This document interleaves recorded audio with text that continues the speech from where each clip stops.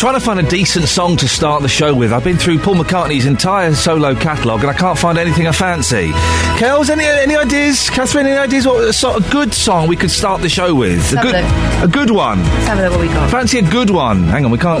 Wait, hang on. Do you mean upbeat, down-tempo? Upbeat, down-tempo, do a soul song. What about California Soul?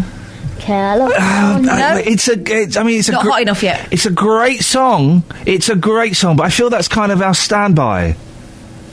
No, our standby is the Beatles and the Monkees. Whoa, no, that's our up front.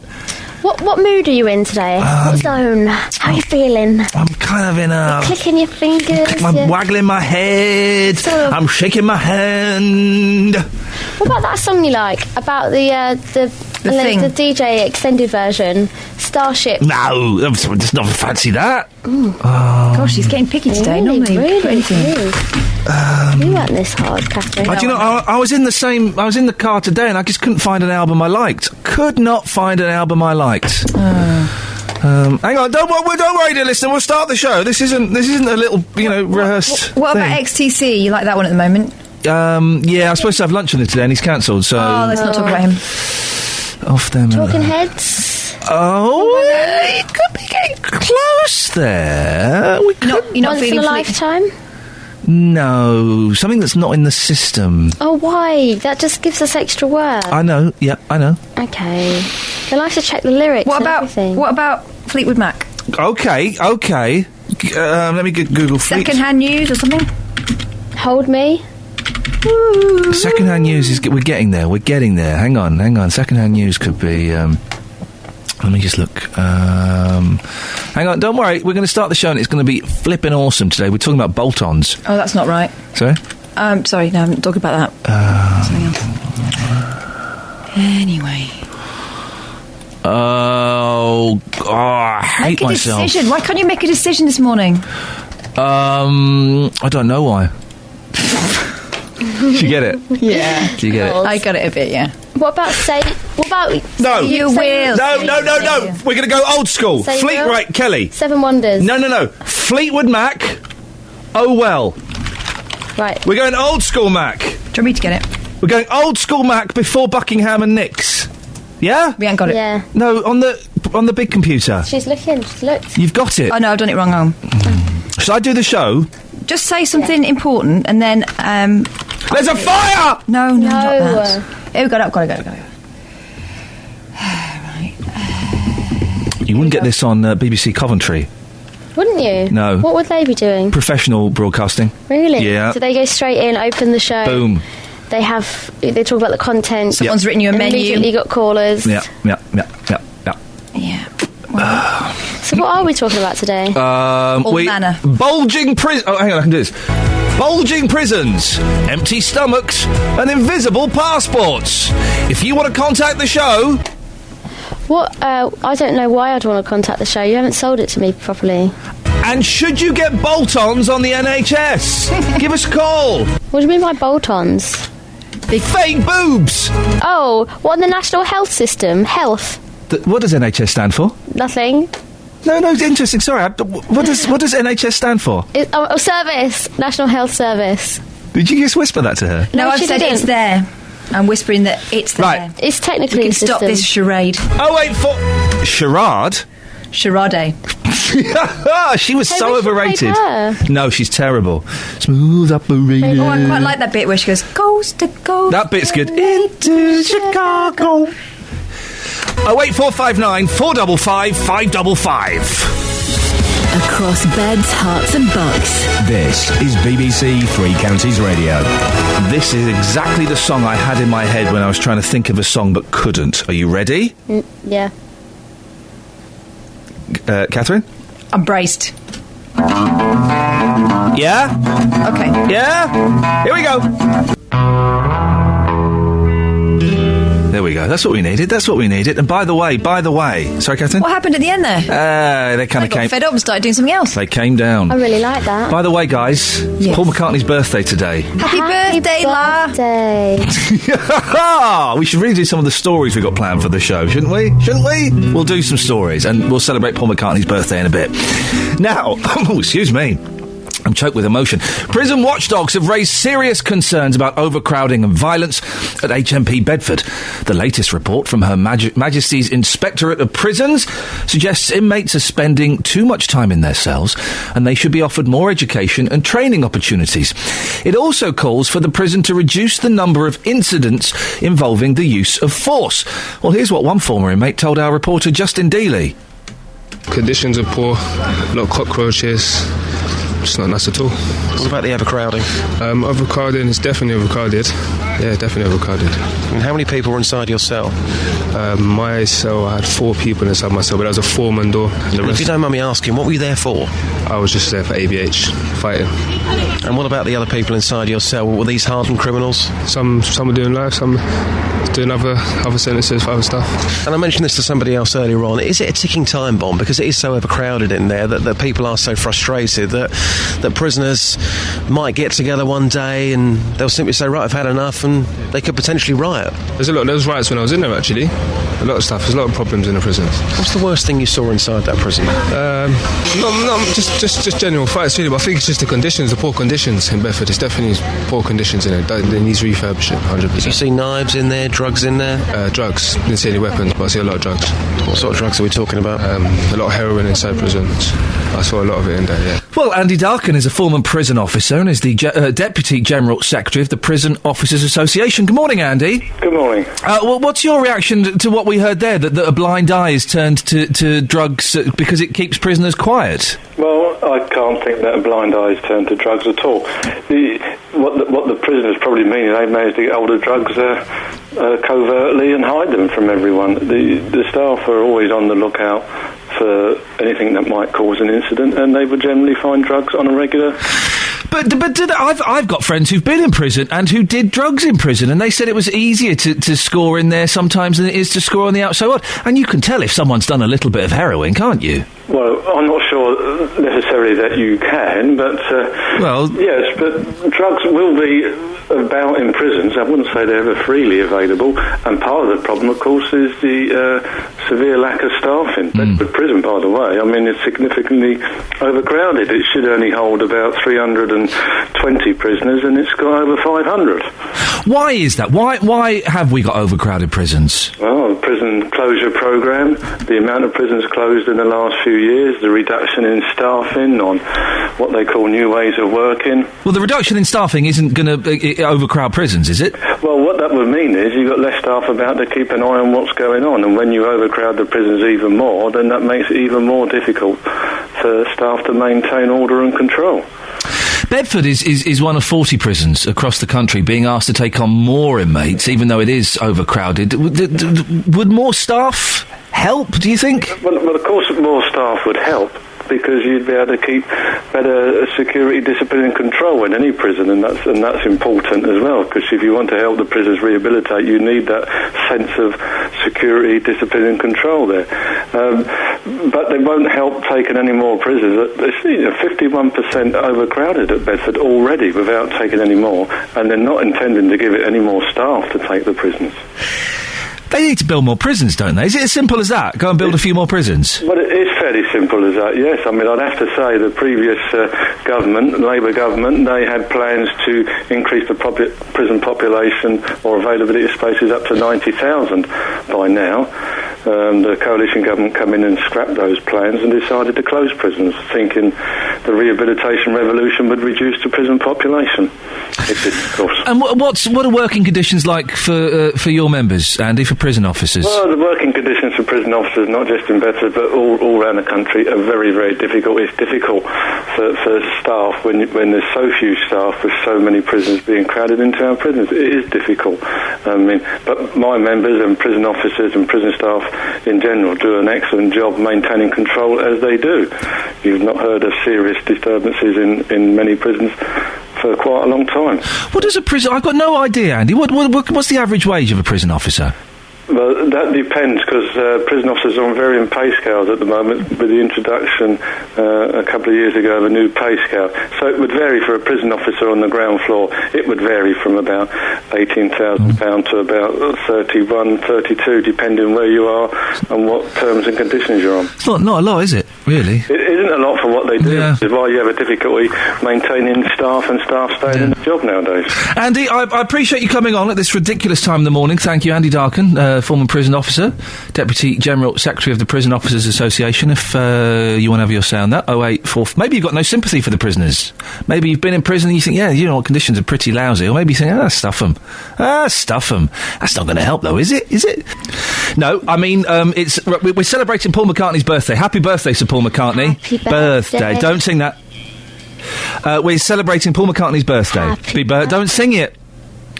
But we're not just going to play a song by them Beatles. We're not going to play a Paul McCartney solo song. We're going to play Woman by Peter and Gordon. So who are these chaps? Well, one of them is Peter Asher, Jane Asher's brother, and potentially the brother-in-law of Paul McCartney if he hadn't cheated on Jane Asher with Linda McCartney. The clue's in the name. Gordon, I got no idea. Oh. Do you want to say something else about it? No, I want to play it. Well, yeah, but you've got to, I've got to... No, I want to play it. Just get it. Oh. Sorry. Forward. How's your... I can feel. How are your elbows, Kath? I'm returning to normal temperature. For those who missed yesterday's exciting show, Catherine Boyle's elbows were, well, a little bit of an oxymoron. One was cool, one was hot. Yeah. Just remind us what the hot one was. I'd banged one. Yeah. Oh, sorry? Yeah, this. Oh, right, This right one here, I'm showing you now. It's returning to normal size and with it, normal temperature. There we go. Isn't it funny how you can have a swollen elbow and you'd be able to tell, not by looking, but by touch. A blind person could know that your elbow was poorly. It was roasting hot, wasn't it? Speaking of roasting hot, man alive, we had a little works outing into Luton yesterday. Some of the stuff that happened was literally mind-blowing and mind-blowing. We went to Boots and we did some smelling salts. It was like a group of 14-year-olds round the back of a newsagents with lighter fluid. It was intense, man. Well, you wouldn't tell me what it smelled like apart from smelling salt, so I had to have a little sniff. It's a medication. I had some, and I went straight in there with a big... And we all four of us, myself, Catherine, Kelly and Justin, in that order, all uttered the same phrase straight after doing Flippin' it. heck. We went, oh, flippin' heck! Really loudly in Boots. You came to it, Kel, smell this, and for some reason, I did. Yeah. Wow. Flippin' heck! Oh, it burned everything in my head. It was an extraordinary sensation. I felt alive for the first time in my life. And then straight after that, we saw... Now, and I say this respectfully... Did we really see that, or was that a side effect? We saw a bald man who'd painted his head black with boot polish. It was shiny. I hope, sir, if you're listening, I say this with respect and love. You can tell. We could tell. I liked it. I liked just the brass neck of thinking he was fooling anyone. So there's me and Catherine in Boots, in the smelling salts aisle, off our face, sniffing away, and then Catherine goes, "Here, Iain, quick, have a look at this." No, I didn't. I said, Iain, and then I did the eyes. And he had painted his head with boot polish, thinking it looked like a full head o' hair. It was as if someone had grabbed hold of his legs and dipped him in black paint. It was shiny. He had done the sideburns as well. They were my favourite. He'd done a good job. Do you remember Ming the Merciless's black shiny helmets for his wedding? That. It was that. Maybe it was Ming the Merciless. Is the song ready? Of course it is. Happy birthday, Paul. Happy birthday. Don't sing it. Yeah, woman.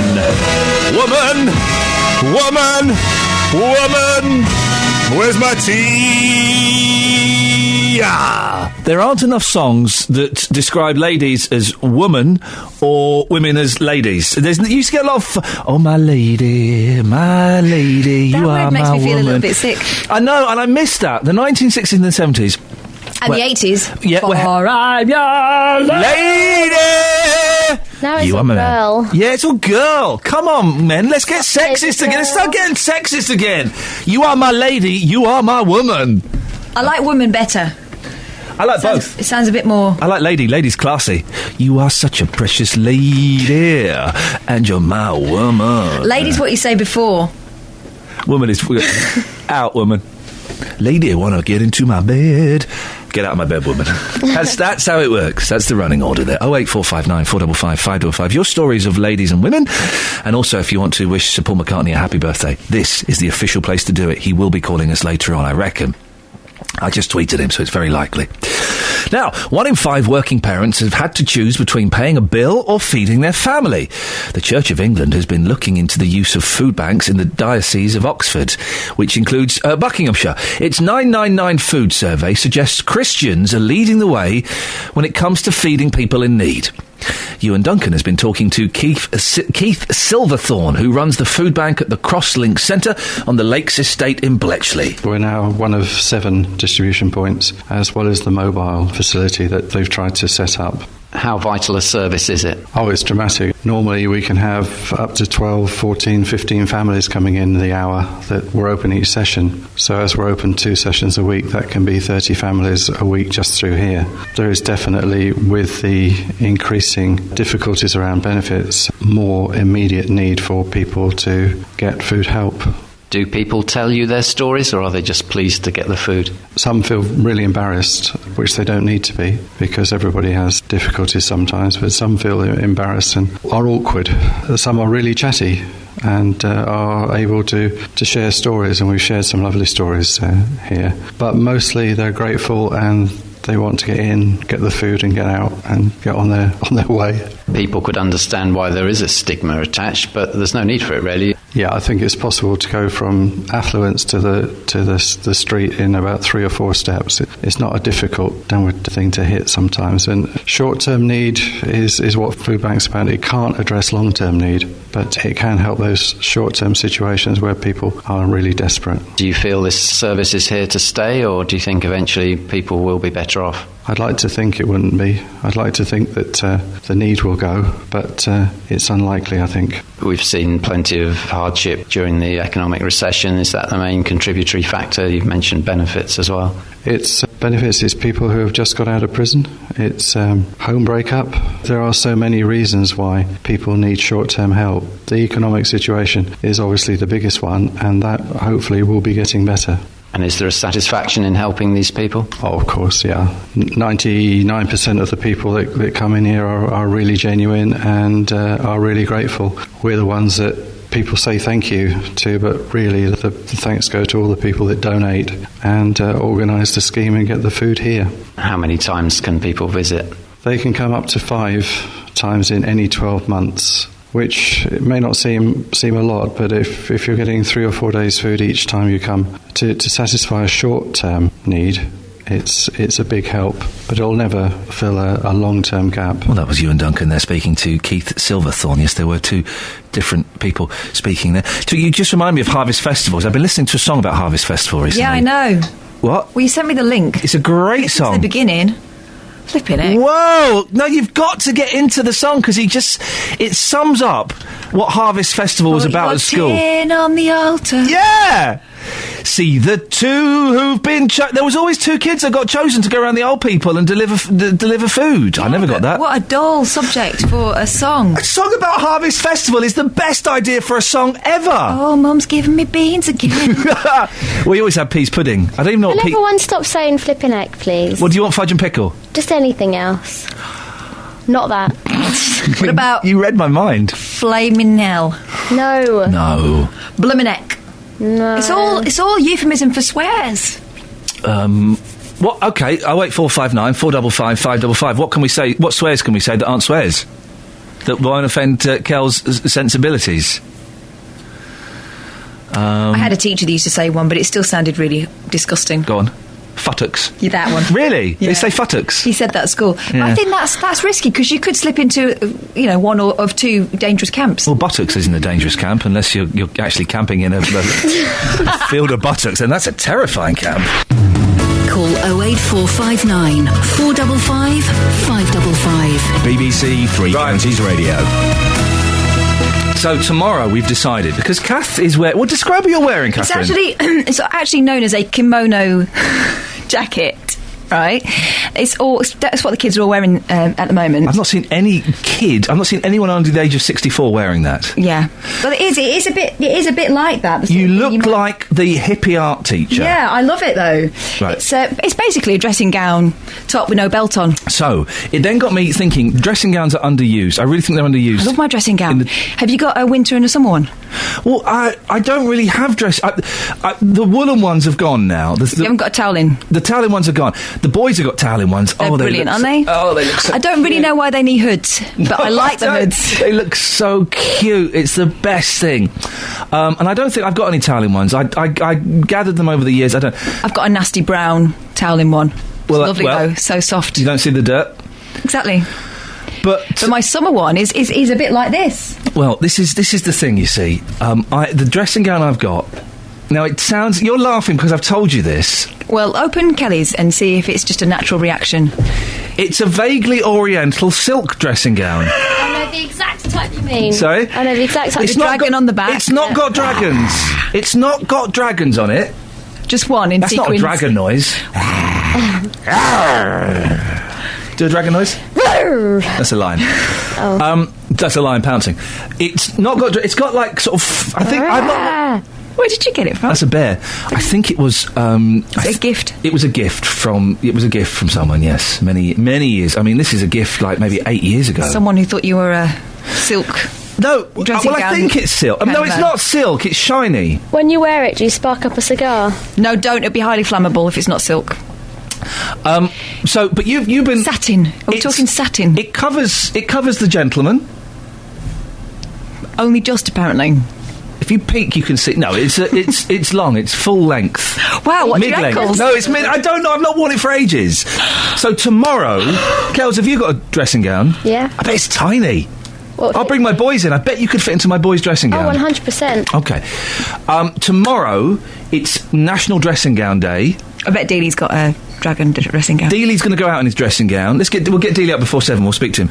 We're all going to come in wearing dressing gowns for no point more than I just want to see... Comfort, really? Comfort. Yeah. Comfort and joy.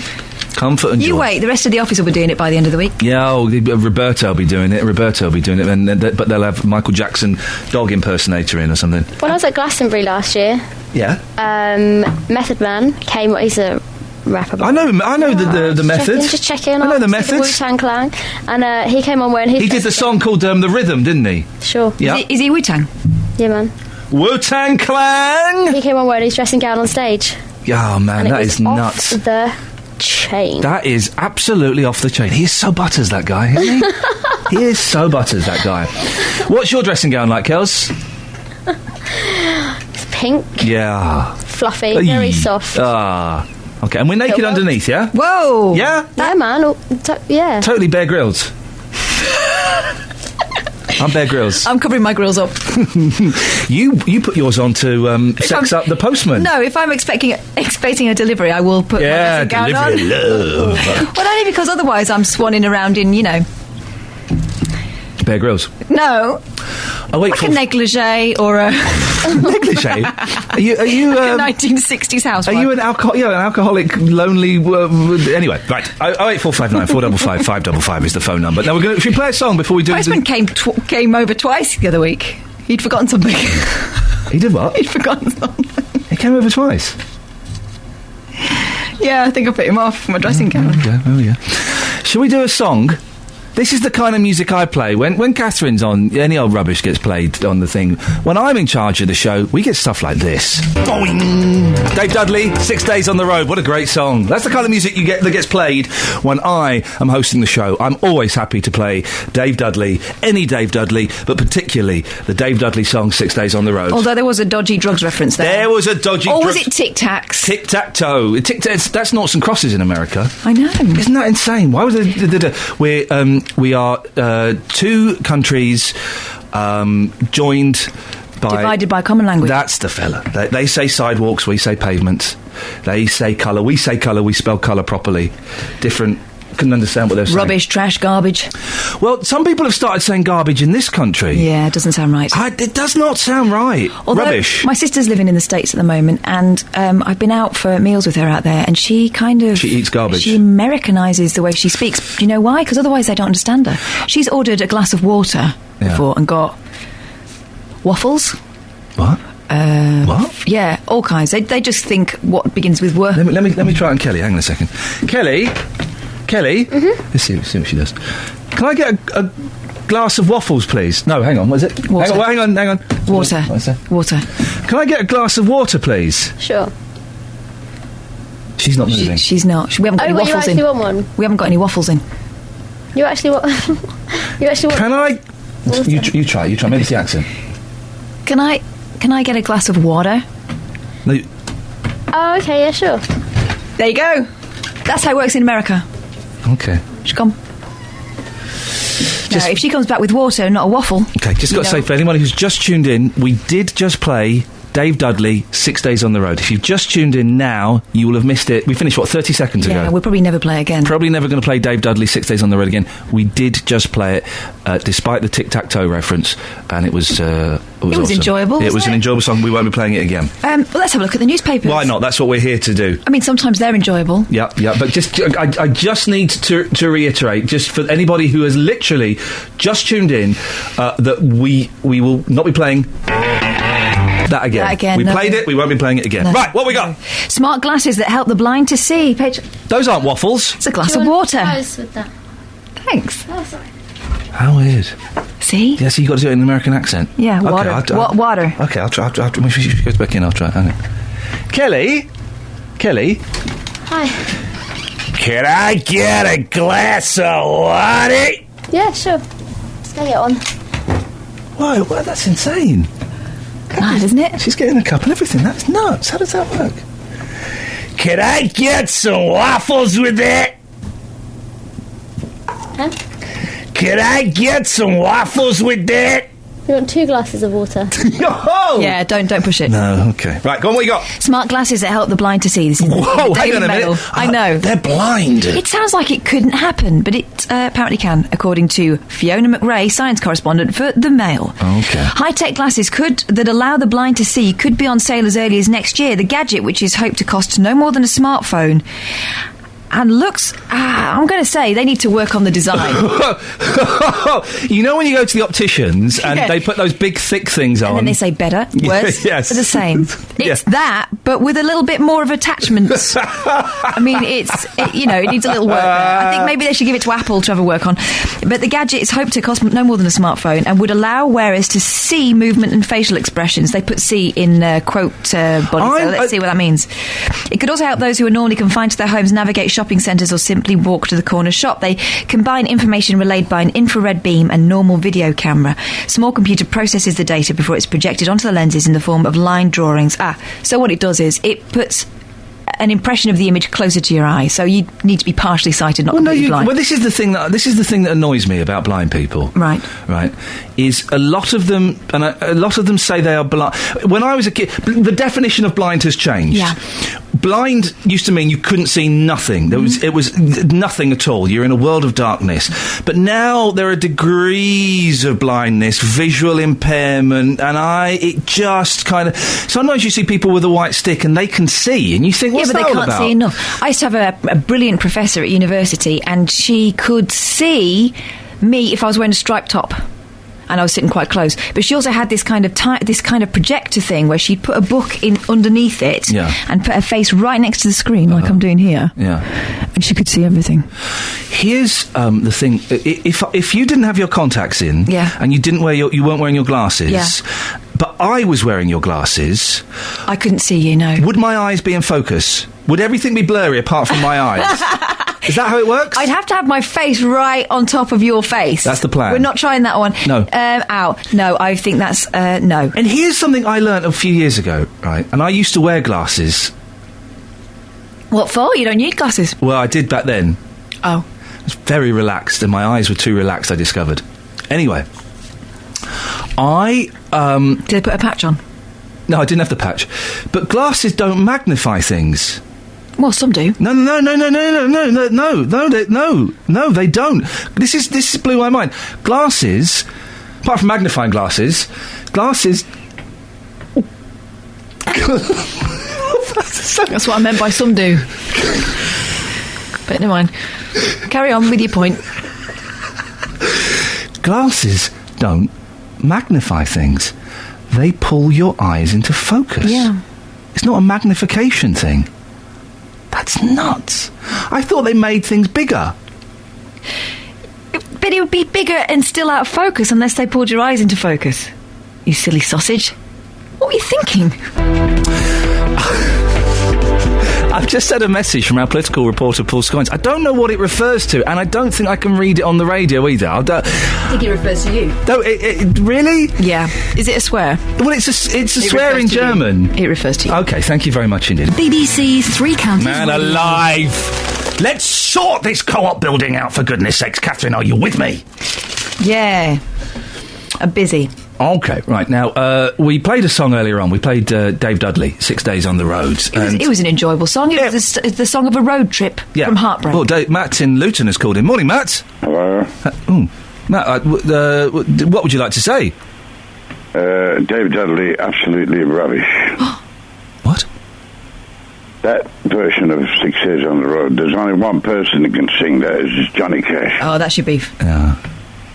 Have you heard Johnny Cash singing it? I've not heard Johnny Cash singing it. Well, you haven't lived yet. Well, I've had some pretty exciting experience. If you say Dave Dudley is good, your taste in music has gone downhill to me. Okay. Well, it's like somebody else singing Kenny Rogers songs, isn't it?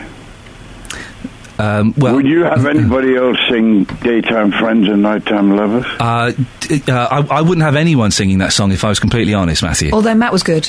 Well, was good at singing it. I was being polite at the time because he was going through a tough time. But,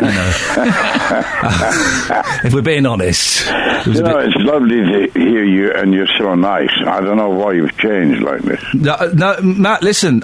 You know I've got beef with you. You've got beef with me. Yeah. Well, we're both butchers then. Yeah. What? I'll slice you a piece. How you doing, Matt? You all right? I'm fine. I've got a song for you. Do you want? Here, listen. We're having a joke. Do you want to have a song? Yeah, go on. Here we go.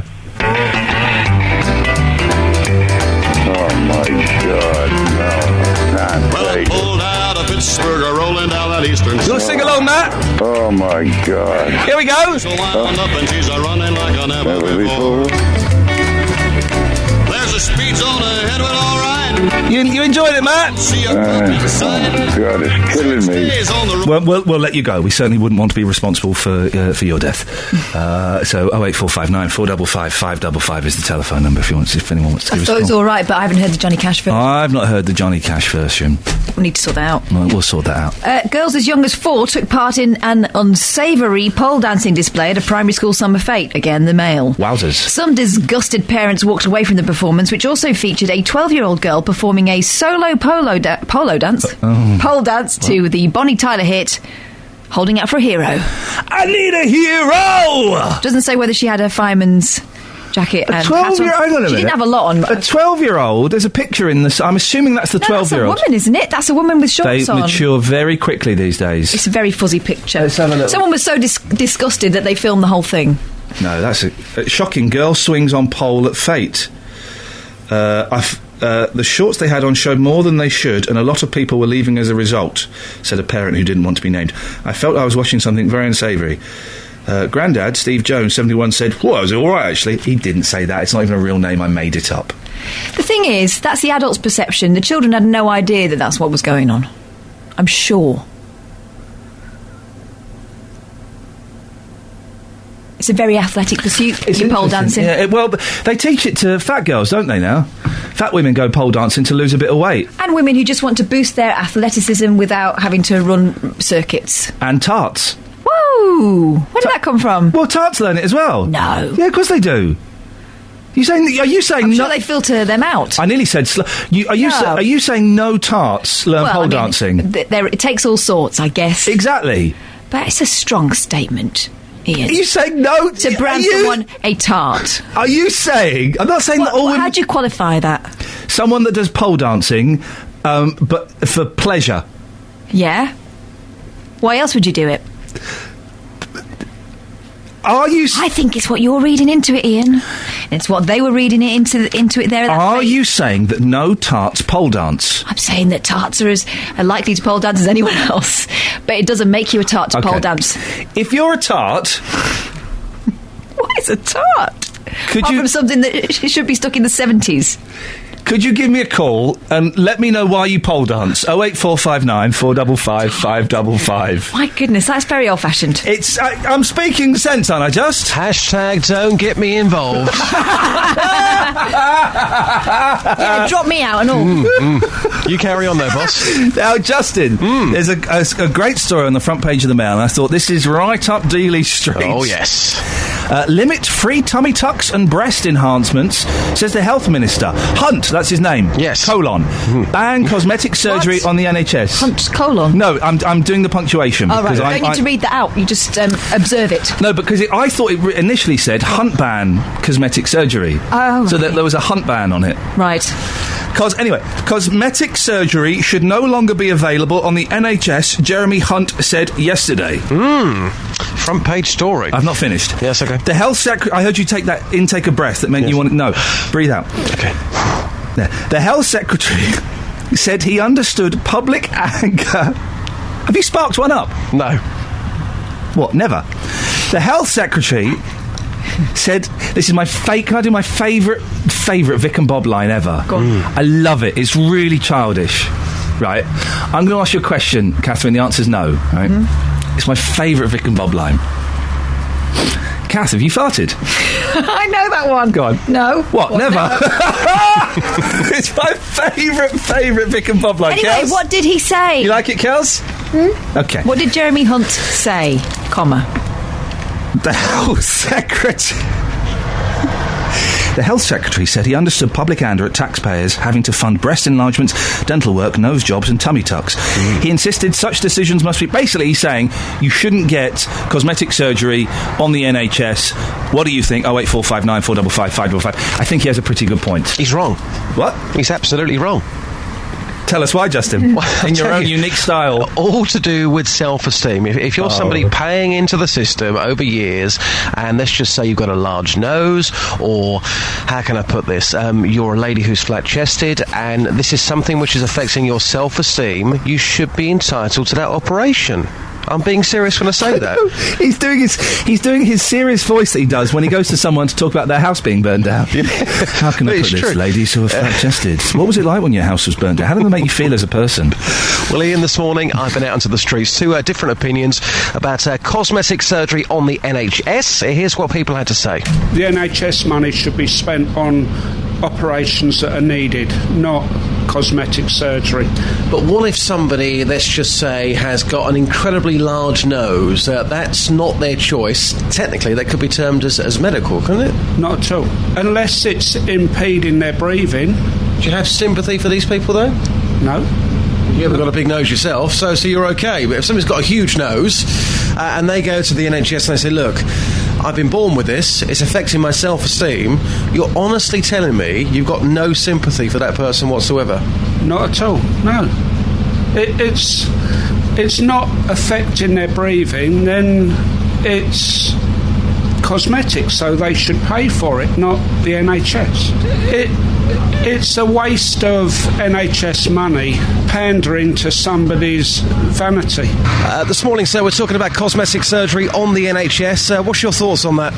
Well, I suppose if there's a psychological reason for it, if the person's suffering mentally because of whatever the thing is, yes. If it's vanity, no. Difficult one to prove, though, isn't it? Because the two things you're talking about there, the psychological effect and the vanity, if we're talking about something like a boob job, surely those two things come into the equation anyway, don't they? Yeah, it should do, but a doctor should have a history of it. It's not going to be, I want a boob job, OK, you can have it next Wednesday. It's going to take a long while.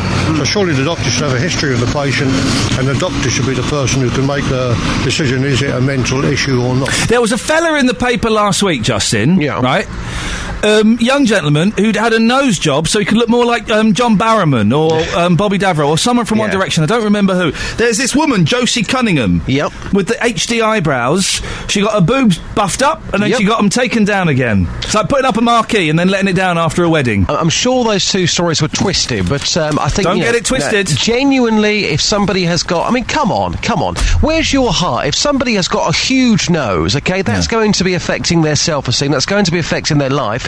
Why shouldn't they be entitled to have that on the NHS? Hey, listen, guys, deal with it. Go into therapy. Go and fall in love. Come on. Listen, I've got bandy legs that have affected my life. I used to get bullied at school because of bandy legs and the way I run. Do you know what? I'm fine with it now, man. Seriously? Deal with it. Yeah. Come on. Just because we can doesn't mean we should. Where's your human touch? That's a good line, actually. Just because we can doesn't mean we should. Yeah, you're wrong. That'll be the title of the show today. Just because we can doesn't mean we should. It's good. Justin, I'm right, and I think people will agree with me. I don't think so. No, I just know that was... No, I don't think so. No, I think they will, No, I'm going to cut you off. That was the thing. Right. Has he gone? Oh, for goodness sakes. Well, feisty show this morning, so why would people learn pole dancing? Why would anyone want to pole dance? And plastic surgery on the NHS, it is time we scrapped it, isn't it? Isn't it? Morning, Iain Lee, BBC Three Counties Radio. Busy show this morning. Overcrowded prisons. Should cosmetic surgery be on the NHS? And why would anyone want to pole dance? Where's the pleasure in pole... Jill's not very happy. Jill sent me a very angry email. Sorry? Good. What? She's said you're right on that the use of that word. That 70s word. No, hang on. What have I done wrong? Guys? Ask Jill. Beulah? We'll find out what Jill says and why she's taken offence. If you want to take part in the show, 81333. No, what do we say? 81333. Start your text 3CR, that's the fella. Or you can give us a call, 08459 455 555. Across beds, hearts and bucks. This is BBC Three Counties Radio. Now, a new report from Her Majesty's Inspectorate of Prisons has highlighted problems with overcrowding and violence among inmates at HMP Bedford. This comes as Labour describes prisons as unsafe warehouses with increasing rates of suicide, self-harm and rioting. The government has played down the crisis, with the Justice Secretary Chris Grayling saying a few more prisoners will have to share cells for a few weeks. Well, Andrew Nielsen is the Director of Campaigns at the Howard League for Penal Reform. Morning, Andrew. Who's right on this? Well, I think the Chief Inspector of Prisons is right. We are looking at an overcrowding crisis, and to be honest, we've had one for a very long time, but it's got particularly bad now because Chris Grayling, the Justice Secretary, has ordered prisons which are already overcrowded to take even more people. Well, we have different figures. The prison service number at all of our prisons is lower than the operational capacity of the prison. I don't know what that means. Yeah, the operational capacity is literally how many sardines you can fit into the tin, if I can put it that way. Right. But the prison service has its own measure of how many people it thinks that a prison should hold to kind of provide a decent service. The amount of people that really the prison was designed to hold, rather than the amount of people you can actually cram in.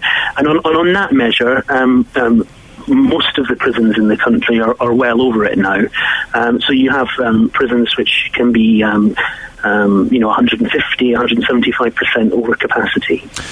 And there's an interesting way, I should say, of how they calculate whether a cell is overcrowded or not. If 3 people are in a 2-man cell, that counts as 1 person being affected. Is that right? Well, that's the way the government spins it. But of course, if you've got 3 people in a 2-man cell, then every single person feels that it's overcrowded. So there are various ways that they seem to be manipulating, shall we say, the statistics. And I think that's disappointing because, overcrowding is a real problem. As you mentioned, it is associated with lots of the problems that your listeners will be aware afflict our prisons, be it violence, the ready supply of drugs behind bars, all these things, and even something serious like suicide, all these things are associated with overcrowded prisons, because when you've got lots of prisoners in a prison and not very many staff to look after them, what you find is that the prisons do just warehouse people. The priority of the prison is just to find the space for people, rather than to get prisoners out of their cells and doing positive things like work or education or anything like that. I spoke to Andy Darkin earlier on, Deputy General Secretary of the Prison Officers Association. He seemed to play down the drug problem in prisons. Now, I have friends who have been in prison and have been drug users, and they said it was really easy to get, Class A drugs. What is the situation like?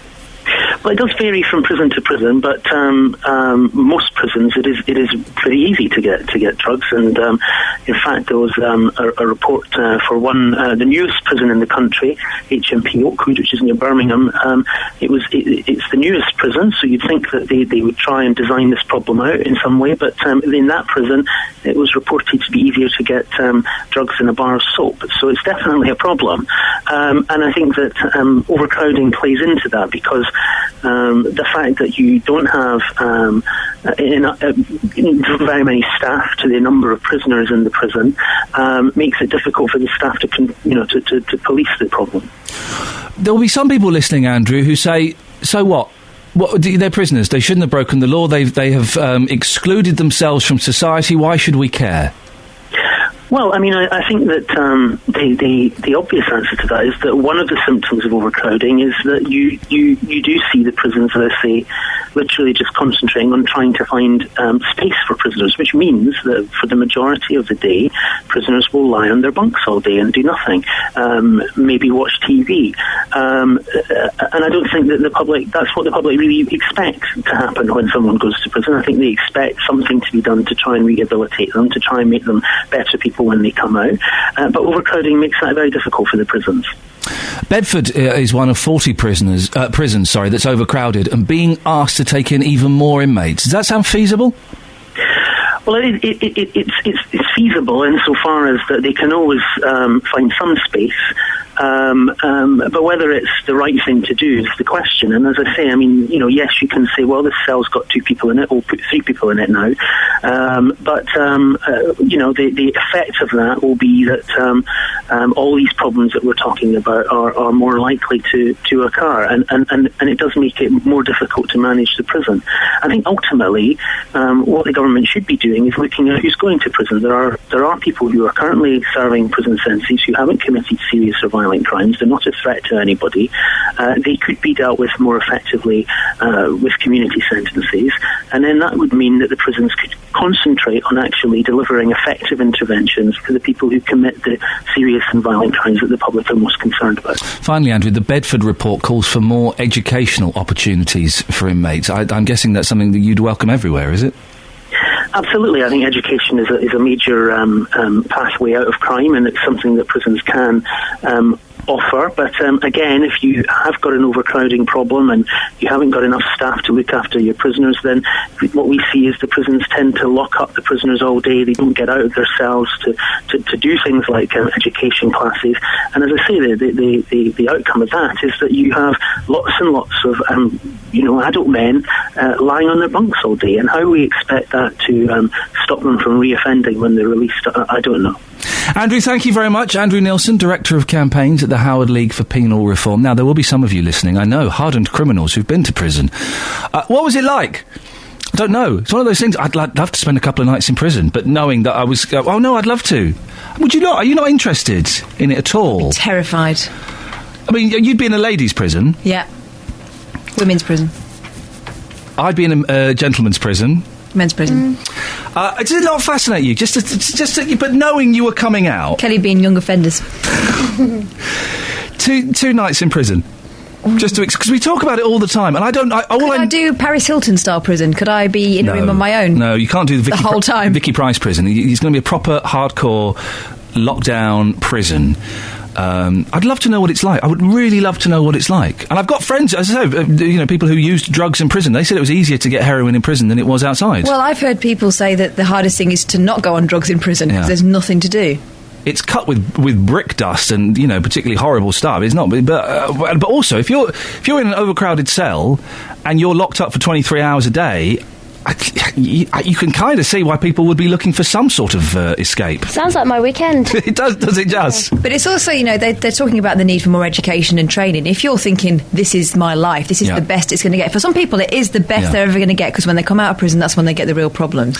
But then there is that argument of, you shouldn't have robbed the old lady, you shouldn't have broken into their house. It's not supposed to be just a punishment, is it? And I've seen people who've turned their lives around. 08459 455 555 is the telephone number if you want to give us a call on that. Should we also ask him about pole dancing? Well, Jill has emailed me, and Jill has emailed an apology immediately after. Oh, really? She's apologising for a typo, but I'm going to assume what she means by that is an apology for the whole tone of her email. Well, I don't like the use of the word tart either. Well, stop using it then. I'm empowering it. I've not used... Oh, for goodness sakes. I'm taking it back. What does it mean to you? What does it mean? Let's start. A tarty woman. What's a tarty woman? Well, you get tarty men as well. It's not a sexist word. It's a word. It's just a word that it's a general word. You're talking about a woman of loose virtue, or a gentleman. Okay. Iain, that's me. Yes. Okay. No. Sorry. I'm very disappointed by you this morning, says Jill. A tart is another name for a prostitute. Okay, that's her definition, not mine. Shall I look up the dictionary? Probably best not. So, she's probably right. Also, you said women who pole dance, I think she means pole dance, for pleasure are tarts. Not all of them. Well, not all of them, no. It's a baked dish. By that definition, any woman pole dancing for exercise, which is pleasure, is a tart. Or are you afraid to say sexual gratification of the men watching? I'm not afraid to say that.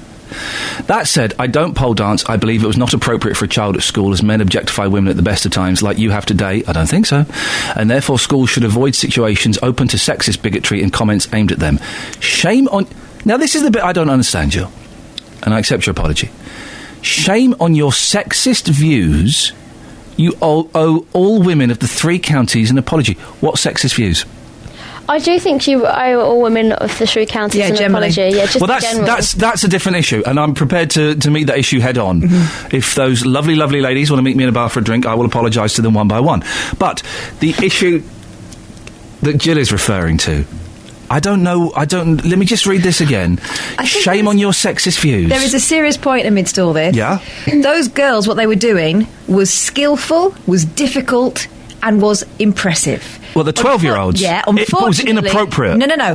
That's in the eyes of the audience, because at the moment, that is part of the audience's hang-up, not the girls. No, the girls, it was inappropriate for 12-year-old girls to be pole dancing. I don't think it is. Right, Jill, send her an email of complaint. Did you just hear what she said? She thinks 12-year-old girls should be pole dancing. I don't think that I think it should be taken away from the sex industry, pole dancing, because it's a great form of exercise. Oh, now I'm properly angry. If you're not spinning around in a bikini top and a thong, it's not sexual.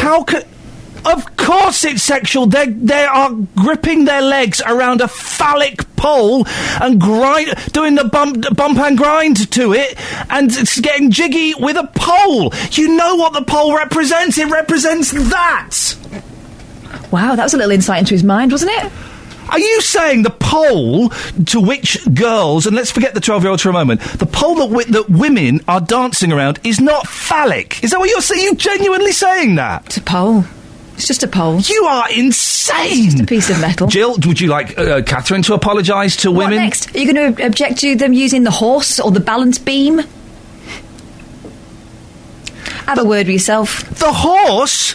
You don't get men going to a horse dancing club. You don't get men paying 20 gymnastics horse. I know exactly the kind of horse you mean. You don't get men going up to women and slipping them 25 quid or whatever it is these days, and so that they can do some acrobatics over a horse or the parallel bars. You don't get that. You get them dancing around a pole because they are imagining it's an extension of their doodah.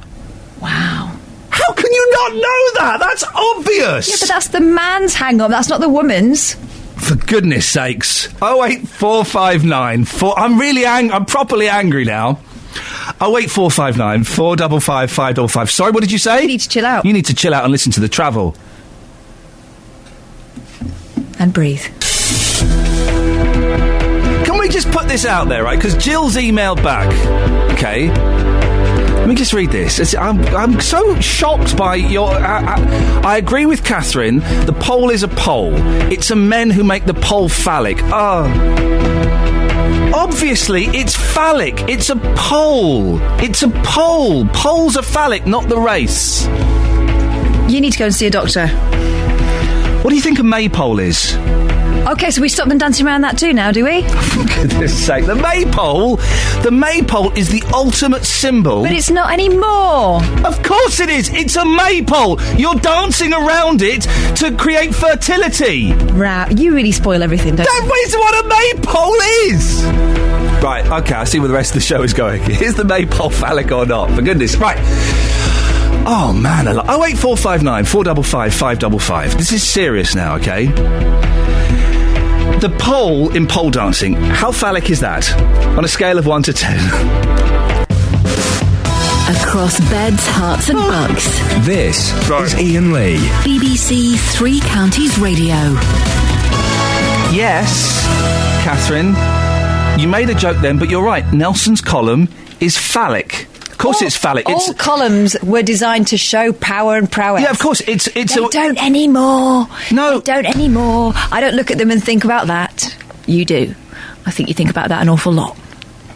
Nelson's columns like that are phallic because they are celebrating the strength and might of one man, and boy, didn't they have a big willy. That's what they're celebrating. The maypole is phallic. It's fertility. It's a fertility dance. Yes. You're celebrating the harvest. You're celebrating spring. You're celebrating new life. You're celebrating lambs. You are celebrating fertility. It is phallic. Yes. You can't deny that. I don't deny it. But I'm saying that the children dancing around it are not doing it for that reason. The children, of course, the children don't know that it's phallic. So should we stop that too? Is that inappropriate? But you still think it's acceptable for 12-year-old girls to dance around a pole dance because they don't know that it's dirty? It's only a pole. Let's get them to do a striptease because they don't know it's dirty. It's not dirty in itself. Of course it's dirty. It's the way it has been sold. But if we change that, it's an amazingly athletic skill. It's a dirty dance. And there are plenty of women who go, and they're fully dressed, and they remain fully dressed throughout, and they find it a really great way of exercising. Yeah, but you can't say that they're doing something to pleasure anyone else. You cannot take the sexuality... It's BBC Three Counties Radio, by the way, 7:21. You cannot take the sexuality out of a pole dance just because you want to. Just because you want to say it's a good bit of fun and that children should be allowed to do it. Stop women dancing altogether, because you know what it makes men think about? Yeah, the bump and grind. No, women can dance. I'm not saying women can't dance. I'm not saying women can't do a pole dance. They can dance modestly. If that's the kind of women they are, then let them do a pole dance. What kind of women are they? I've said. I think you might have said too much. 08459 455 555. Good people of the Three Counties, you don't often agree with me, and I forgive you for that. You know I'm right on this one, don't you? Call 08459 455 555. BBC Three Counties Radio. Here we go. 1 in 5 working parents have had to choose between paying a bill or feeding their family. The Church of England has been looking into the use of food banks in the Diocese of Oxford, which includes Buckinghamshire. Its 999 food survey suggests Christians are leading the way when it comes to feeding people in need. Here's how people living in Bletchley feel about food banks. Extremely useful. I used to work in the community, and a lot of people would kind of not have any food and they'd be dependent on the food banks. I don't know much about the stigma around it, but people I know who have gone have really been appreciative of it and don't mind actually going to get the food at the food banks. I think it's a good idea to help people out and things like that, but I know there's a lot of people who do need it. Well, the shops give it away, don't they, sort of help people out. It shouldn't be like that now, really. This day and age, it's ridiculous. If they haven't got any money, then they get this food, then, you know, they're not going to starve, are they? Because they've been helped out. So people are struggling nowadays, a lot of people. They've helped me a few times, and they're all right. They should just carry on helping people who need the food and not people who don't need it. Well, Alison Webster is the author of the report 999 Food. Morning, Alison. Good morning. Why did the Diocese of Oxford produce this report? What were you setting out to show? Well, we noticed through, just anecdotally really, that lots and lots of churches were increasingly becoming involved in emergency food provision, let's put it that way, because there are all sorts of different models. But And that's not just Church of England churches, that's whole networks of churches coming together in towns and cities and villages as well, actually, sometimes, because there's a growing problem and a growing need for them. So there were two reasons for writing the report. Firstly, just to take a rain check on how much activity there was, and I wouldn't say that this isn't a rigorous, systematic kind of academic report or anything. It's more informal than that. But then also, the other thing we noticed, that people were feeling quite ambivalent about whether we should be doing that as church. Not obviously, it's an imperative to feed hungry people. That's what churches have always done for hundreds of years. But we're thinking, what are the structural things that are going on that are making food banks much more common? And are there other things we should be doing politically and socially to highlight the issue? Well, there is a debate, Alison, isn't there, as to whether we should have food banks. There are some people who might argue that food banks make the problem worse, because if there are things there for free, then people will take them. Exactly. I mean, there are certain famous politicians who said that the only reason food banks are growing is because food is free and people can have it. The issue is, one, food banks always work with other agencies, so it's not just that people kind of show up one day because they feel like having some free food and they get it. That doesn't happen. So people are referred because they've either gone to the Citizen Advice Bureau or Social Services, or and they have a referral voucher and they take it to the local food bank. So it's not that people are kind of just showing up. On the other hand, as I said, the question for us as church was, should there be food banks in, as the Bletchley man said, in this day and age? I think he said it's ridiculous that we need food banks. You know, we're the 7th most wealthy country in the world. Why is it that we have such inequality that people are in food poverty? And there's lots and lots of reasons. Well, for I was going to say, what are the main reasons? 0-hour contracts? Do people not having a living wage? What is it? It's a mix of things. We've had huge changes to the social security system over the last 3 or 4 years, and most recently the Job Centre Plus have been allowed to sanction people for either not filling in enough job applications, or not showing up for an appointment, or showing up for an appointment with the Job Centre not making a record of that. So they just cut people's money completely for weeks and sometimes months. So we've not had that, I don't think, before in my lifetime, a situation where we've had people on benefits on low income, but we haven't had the situation where people have got to have no income at all. We're in a low wage economy. A lot of the jobs that are being created are not living wage, they're minimum wage, and 0-hour contracts, which make it impossible for people to budget. There are bigger things like the rise in food prices over the last 7 years. Food prices have gone up something like 35%. And there's been huge rises, as I'm sure most people know, in fuel prices as well. So you cited heating and eating. Often it's not heating or eating, because electricity and gas prices have also gone up a huge amount, and wages and benefits have either stayed the same or reduced, or in some cases gone altogether if you've been made redundant, or one wage in the house has been lost and people are trying to live on one. So there's a huge number of reasons. Are food banks here to stay, Alison? Oh, that's a very big question. If you look at places like Canada and the States, they've become part of the welfare system, and I think personally, and a lot of church people would say that's not a good situation. We don't want a situation where we have massive warehouses in every town and city where food is kind of redistributed. We should have a better way. We should have a decent safety net for people. This is people who have some kind of life event that throws them into a crisis, and food banks is the tiniest thing that can be done to help people out of that crisis. I mean, people can only go 2 or 3, sometimes 4 or 5 times. Most people only need to go once, and then they get their benefits back, but then they're struggling on to survive until they're able to get a job or whatever. And during that time, they find food banks helpful, but it would just be great if we didn't need them. Alison, thank you very much for your time this morning. Alison Webster, author of the report 999 Food. If you want to have your say on that, you're more than welcome to, of course. Call 08459 455 555. BBC Three Counties Radio. Lots to talk about. I've been thinking about that trail we play, the advert we play for Nick Coffer's show. I can't stop thinking about that either. I can't stop. And I think they've got it wrong on that trail. And I'm going to speak boldly. And I've been thinking about it since the first time I heard it. They've made a big mistake in that trail.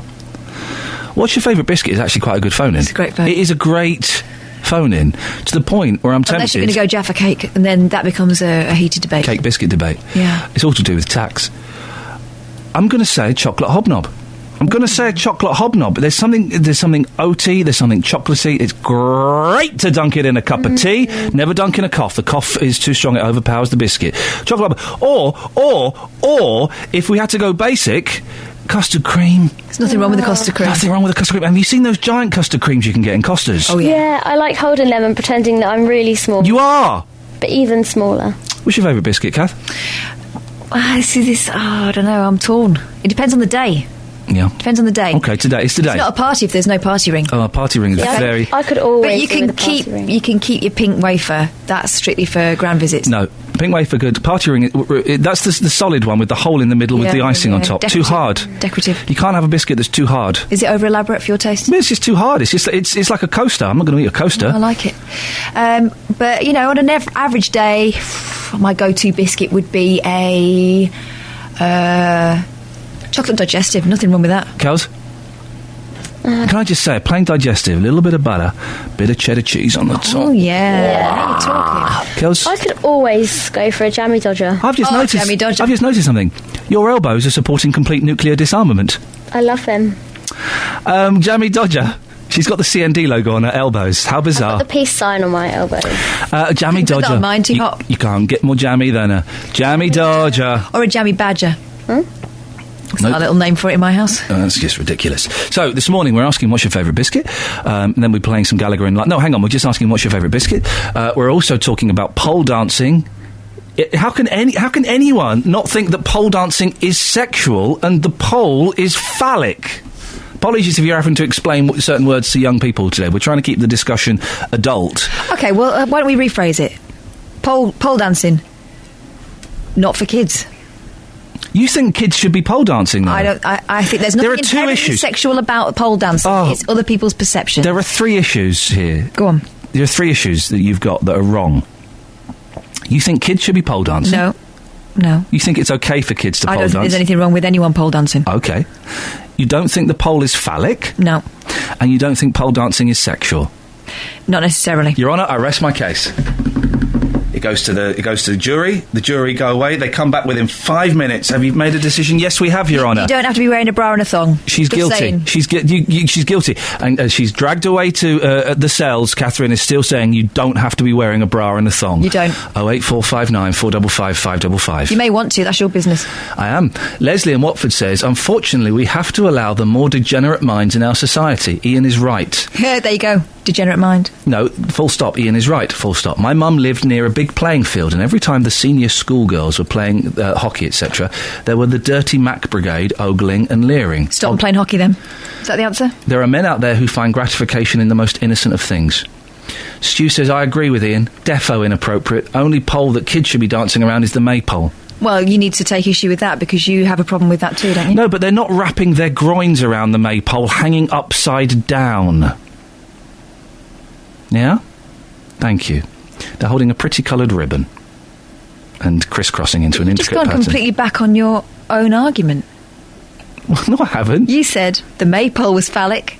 The maypole is phallic, yeah, it's phallic. But that's okay. It's all right. No, because they're not doing a sexy dance around the maypole. It doesn't need to be a sexy dance. Safety dance? 08459 455 5. It is a serious issue, and we're giggling because we're children, that's why. But it's a serious point. We'd love to hear your views on it, particularly if they support my views. We're also talking... If you're a woman who goes pole dancing for exercise and not to get fibres put in the... top of your pants, then call me now. Call me now. Call me now, because even those women will admit that, yeah, they do it for exercise, they keep fit, and also it's a little bit of sexy fun. They will say that. What, a load of sweaty women in a room? Yeah, they'll say it's a bit of sexy fun. Honestly, you are so naive. I'm going to open your eyes. You need some more or smelling maybe salts. I'm just trying to reclaim various forms You're of trying to exercise reclaim for the women, pole. for the sisters. You're trying to reclaim the pole Let's dance. reclaim the pole. Let's reclaim the pole. You are trying to reclaim the pole dance. Do you know ballet, can-can, all those things started out... Oh, the can-can is a sexy dance. But so was ballet at one point, because they Ballet's didn't wear not drawers. sexy. They didn't wear drawers. Yeah, but they wear drawers now. Exactly. So Doesn't they matter reclaimed it historically. as an art form. The can-can, they're still showing their knickers. They didn't have any knickers on back in the day. Did they not? No. Is that why? Is that the can? That's exactly it. I did not know that. 08459 455 555. On the subject of food banks, it's Irene in Milton Keynes. Morning, Irene. Morning, Ian. It's getting a bit feisty here this morning. Oh, are you? Yeah, what would you like to say? You're being naughty. No, I'm not being... Irene, have you ever been pole dancing? No, I haven't. I don't want to, thank you. Why don't you want to go for a nice pole dance? It's just a bit of exercise. Oh, I'd love... I'd look fun. I'd send the pole down. Oh, really? Are you a big girl? No, not that big, No, but okay. even so. Those poles are very, very strong. What you do is you wrap your groin around a pole. And I know what they do. Yeah. Yeah, it's sexy. I mean, I don't think I'd want to lower myself. Thank you. I don't come from that type of culture. Thank you, Irene. Thank you very much. You've said more in that sentence than I've done all morning. Thank you so much. You've called in about food banks, though, haven't you? Yeah. What I was saying, I just heard the lady about food banks, and what I wanted to say is Milton Keynes, as you come from 3 counties, the people here are very, very lucky. Because my younger son, is in London and unemployed. Yeah. Lives in a church house and goes for all his interviews. He's only been unemployed for just over a year now.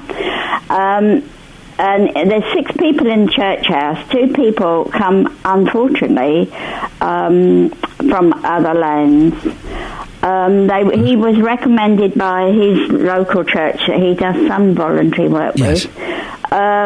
To go and apply for some food bank, because a lot of the money where he goes for his interviews takes the fares and they don't pay. Especially if it's the other side of M25, which is this area. Yeah. And they refused him because they said they can only give it to 2 people in that house. Oh. And so he didn't get any. And, that must be very disappointing. Because he's got my granddaughter. Oh, dear. He doesn't live with his partner because there's not room. Oh. And he's struggling. What a terrible situation. Getting food banks down here. I'm very lucky. Yeah. Because London is not as free as easy. So you're because some people, Irene, think that food banks make the problem worse. That people who go and use them are a load of chancers just trying to get something for nothing. I mean, he will when he's got the money, but the money. There's a lot of people that get food banks that are unemployed, and I know, and he knows, that they don't really try very hard for work. And I know situation's difficult. He's older. He's not in the bracket of the 20s, 25. He's 49.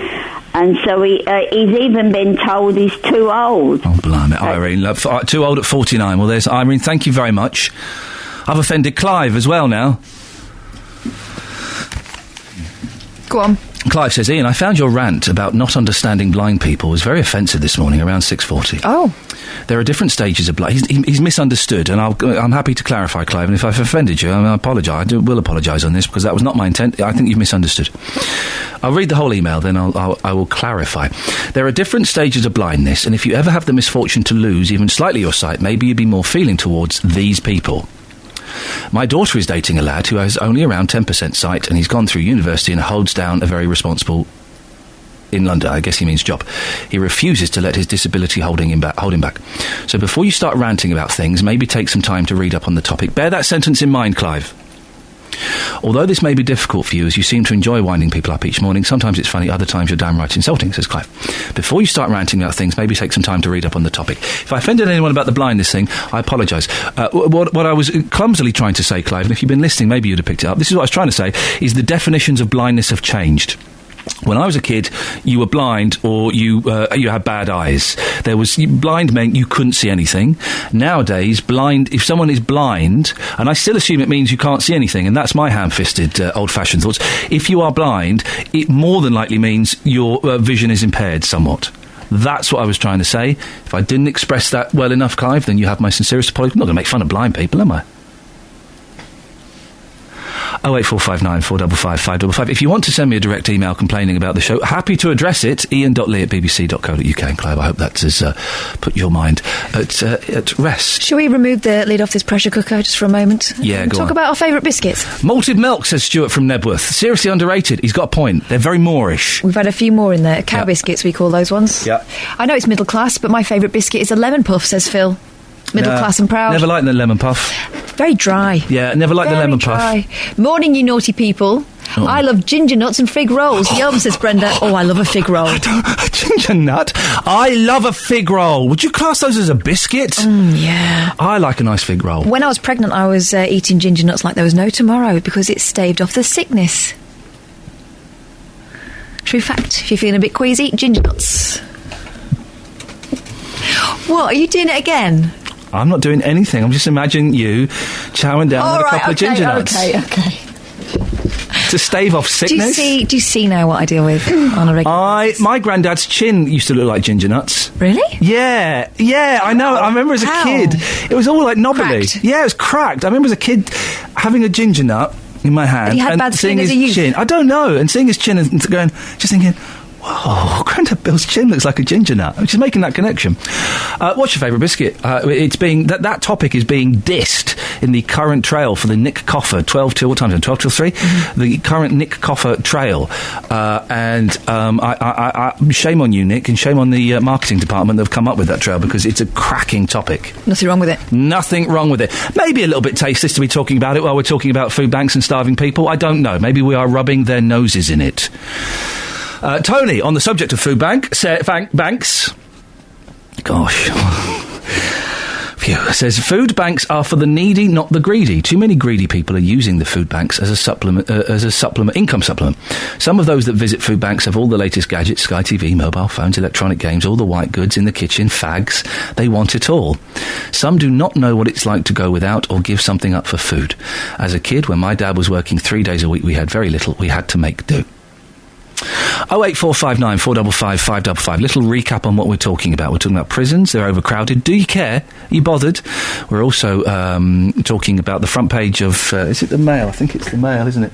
Yes. The Health Secretary is suggesting that maybe cosmetic surgery shouldn't be done on the NHS. Tummy tucks, boob... what do they call them? Boob lifts? What do they call them? What do they call them? I don't know what they call them. I've got it in my bag. Boob jobs. If we're going to use that kind of thing. Facelifts is what I was thinking of. Should you have plastic surgery? They don't even call it plastic surgery anymore. That's how I get someone complaining that I use the term plastic. It's not actually plastic anymore.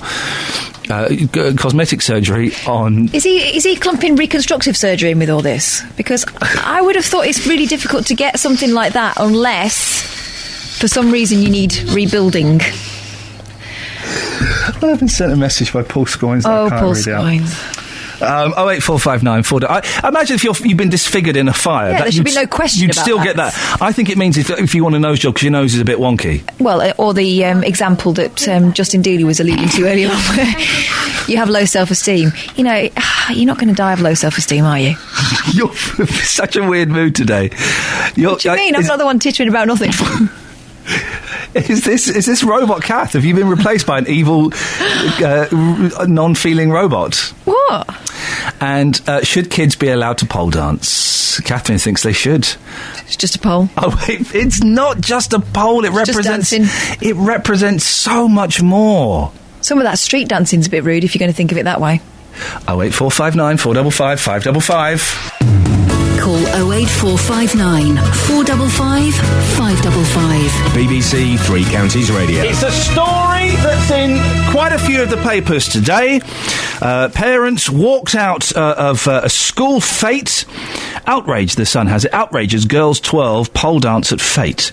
And there is a picture of someone. We have to assume it's a 12-year-old girl. It doesn't specify otherwise. It says shocking, girl swings on pole at fete. It's kids doing pole dancing. Is it ever acceptable? for kids to pole dance? I'm not convinced it is. Catherine disagrees. 08459 455 555. Well, we're listening to the show is Peter from Kidscape, and Peter's called in. Good morning, Peter. Good morning, Ian. I'm just driving to a school in your county. Oh, there you go. Fantastic. Well, it's nice to get a spontaneous phone call from you. What would you like to say on this? Well, we've been speaking about this for a while. There's a huge difference between pole dancing and pole exercise. Right. And I think the industry really need to get themselves sorted out on this one. The story that you're talking about is where we've got a primary school, and at the summer fete, we had a pole dancing club come along and do pole dancing. Now, it is inappropriate. We're talking about children as young as 4 dancing to inappropriate music, and by that I'm talking about adult music. We're looking at inappropriate moves, so we're not talking about aerobics or gymnastics, we're talking about inappropriate moves, and I think you probably know what I mean by that. And we're also talking about inappropriate clothing. Pole exercise is about using gym clothing. It's not about wearing clothing as if you're about to go to a nightclub at the age of 6. We'll talk about the pole exercise in a second.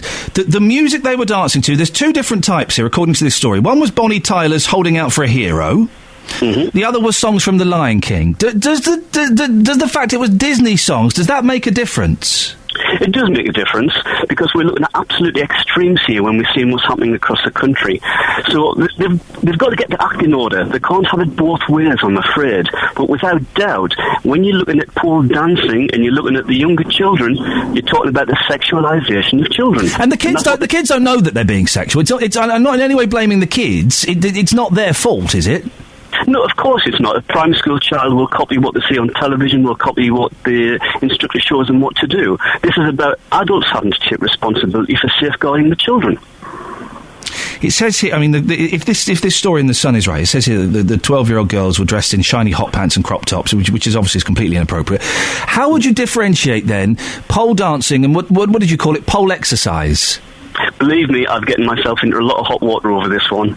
Yeah, just telling the missus, I'm just off to see some pole exercise. You're doing what, Peter? So I'm beginning to get an understanding of this. If it's about pole exercise, we're talking about in an appropriate gymnasium or appropriate hall. We're looking at instructors. We're looking at the right ethos and the right controls within the club. So if a parent is looking at using poles for exercise for their children, they need to look very, very carefully at this. I must point out that there's many cultures around the world, Chinese, Thais, other cultures for hundreds of years have used poles for exercise. However, in this country, as you're seeing, and you're correct, it is sexualised. And well, I've got to move on in seconds. We've got a guest coming up, Peter. I really appreciate your call. But the problem I would have with pole exercise is surely there still is an element of sexuality around it. The pole is, I would imagine, is a phallic symbol, and you're going to be holding on, with your downstairs department. There's still going to be an element of sexuality about it, isn't there?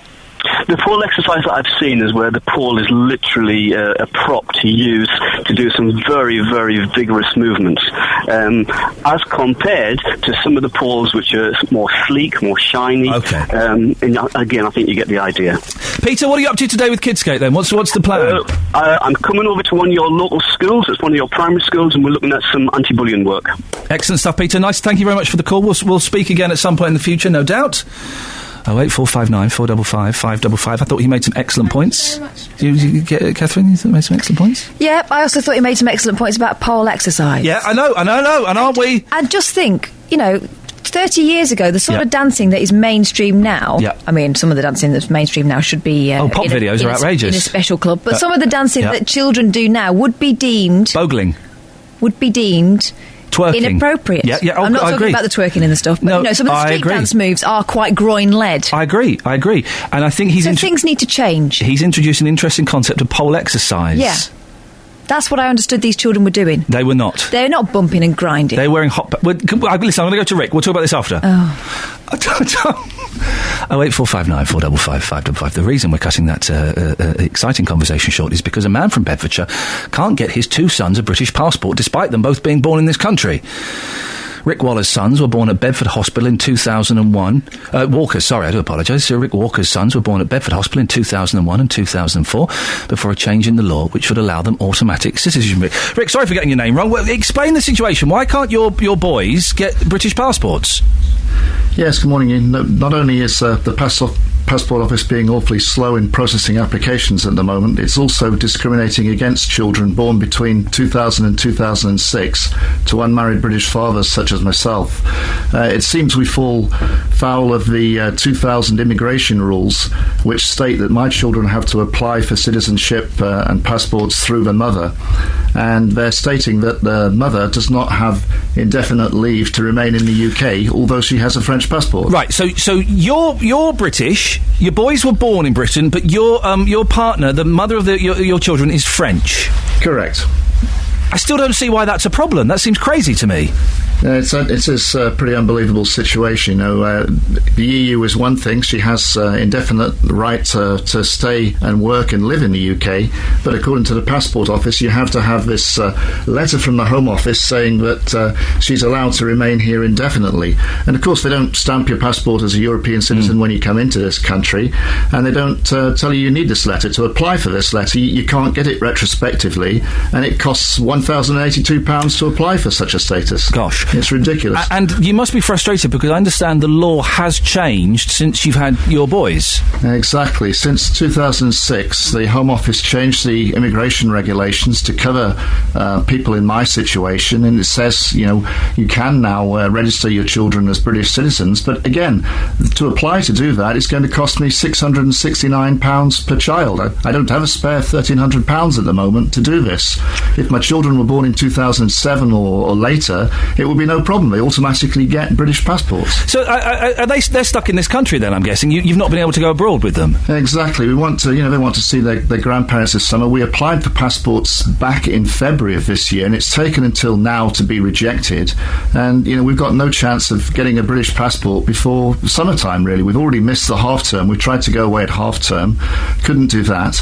And now it's looking very doubtful for the summer as well. My youngest son doesn't have a passport. We can't travel. You could just get married, couldn't you, Rick? Would that solve the problem? Well, we asked about that. My partner specifically asked the Passport Office, so what happens if we get married? They said, no, you have to be married at the time the children were born. And then, again, I got in contact with the complicated cases person at the Passport Office and asked him that very same question. He put me on hold for a while, came back and said, I can't comment. So presumably, possibly that is an option. And I've also seen on the BBC News website history that there's been similar people in a similar situation who have got married to get a passport. So it seems it is a possibility, but I know if I do it, I'll be the unlucky one. Well, the unlucky, but you'd have a wonderful wife, Rick. Let's not that. So, it sounds like the Passport Office haven't been particularly helpful. Not at all. In fact, yesterday I just received it. I wrote to my MP, and they passed it on to the head of the Passport Office. And in fact, they came back to me just yesterday and said, since April 2009, our procedure for dealing with inquiries of this nature has changed. You now have three options. Number one, you may test the strength of your child's claim to British nationality by submitting an application for a UK passport. Well, I think I've just done that and failed miserably. The second option is I can apply for a nationality status certificate using Form NS. I guess that means nonsense or something like that. And there's a fee for that, of course. And thirdly, it says I can seek professional advice from a professional legal advisor in private practice. So not very helpful at all, I'm afraid. Rick, listen, I wish you the very best of luck. It sounds very frustrating. And, let's hope those boys can get to France and see their grandparents very soon. Oh, wow! Thanks so much. Thank you so much indeed. Lots coming up. Should children be allowed to pole dance? And should cosmetic surgery be given out free on the NHS? We'll find out after the news with Simon.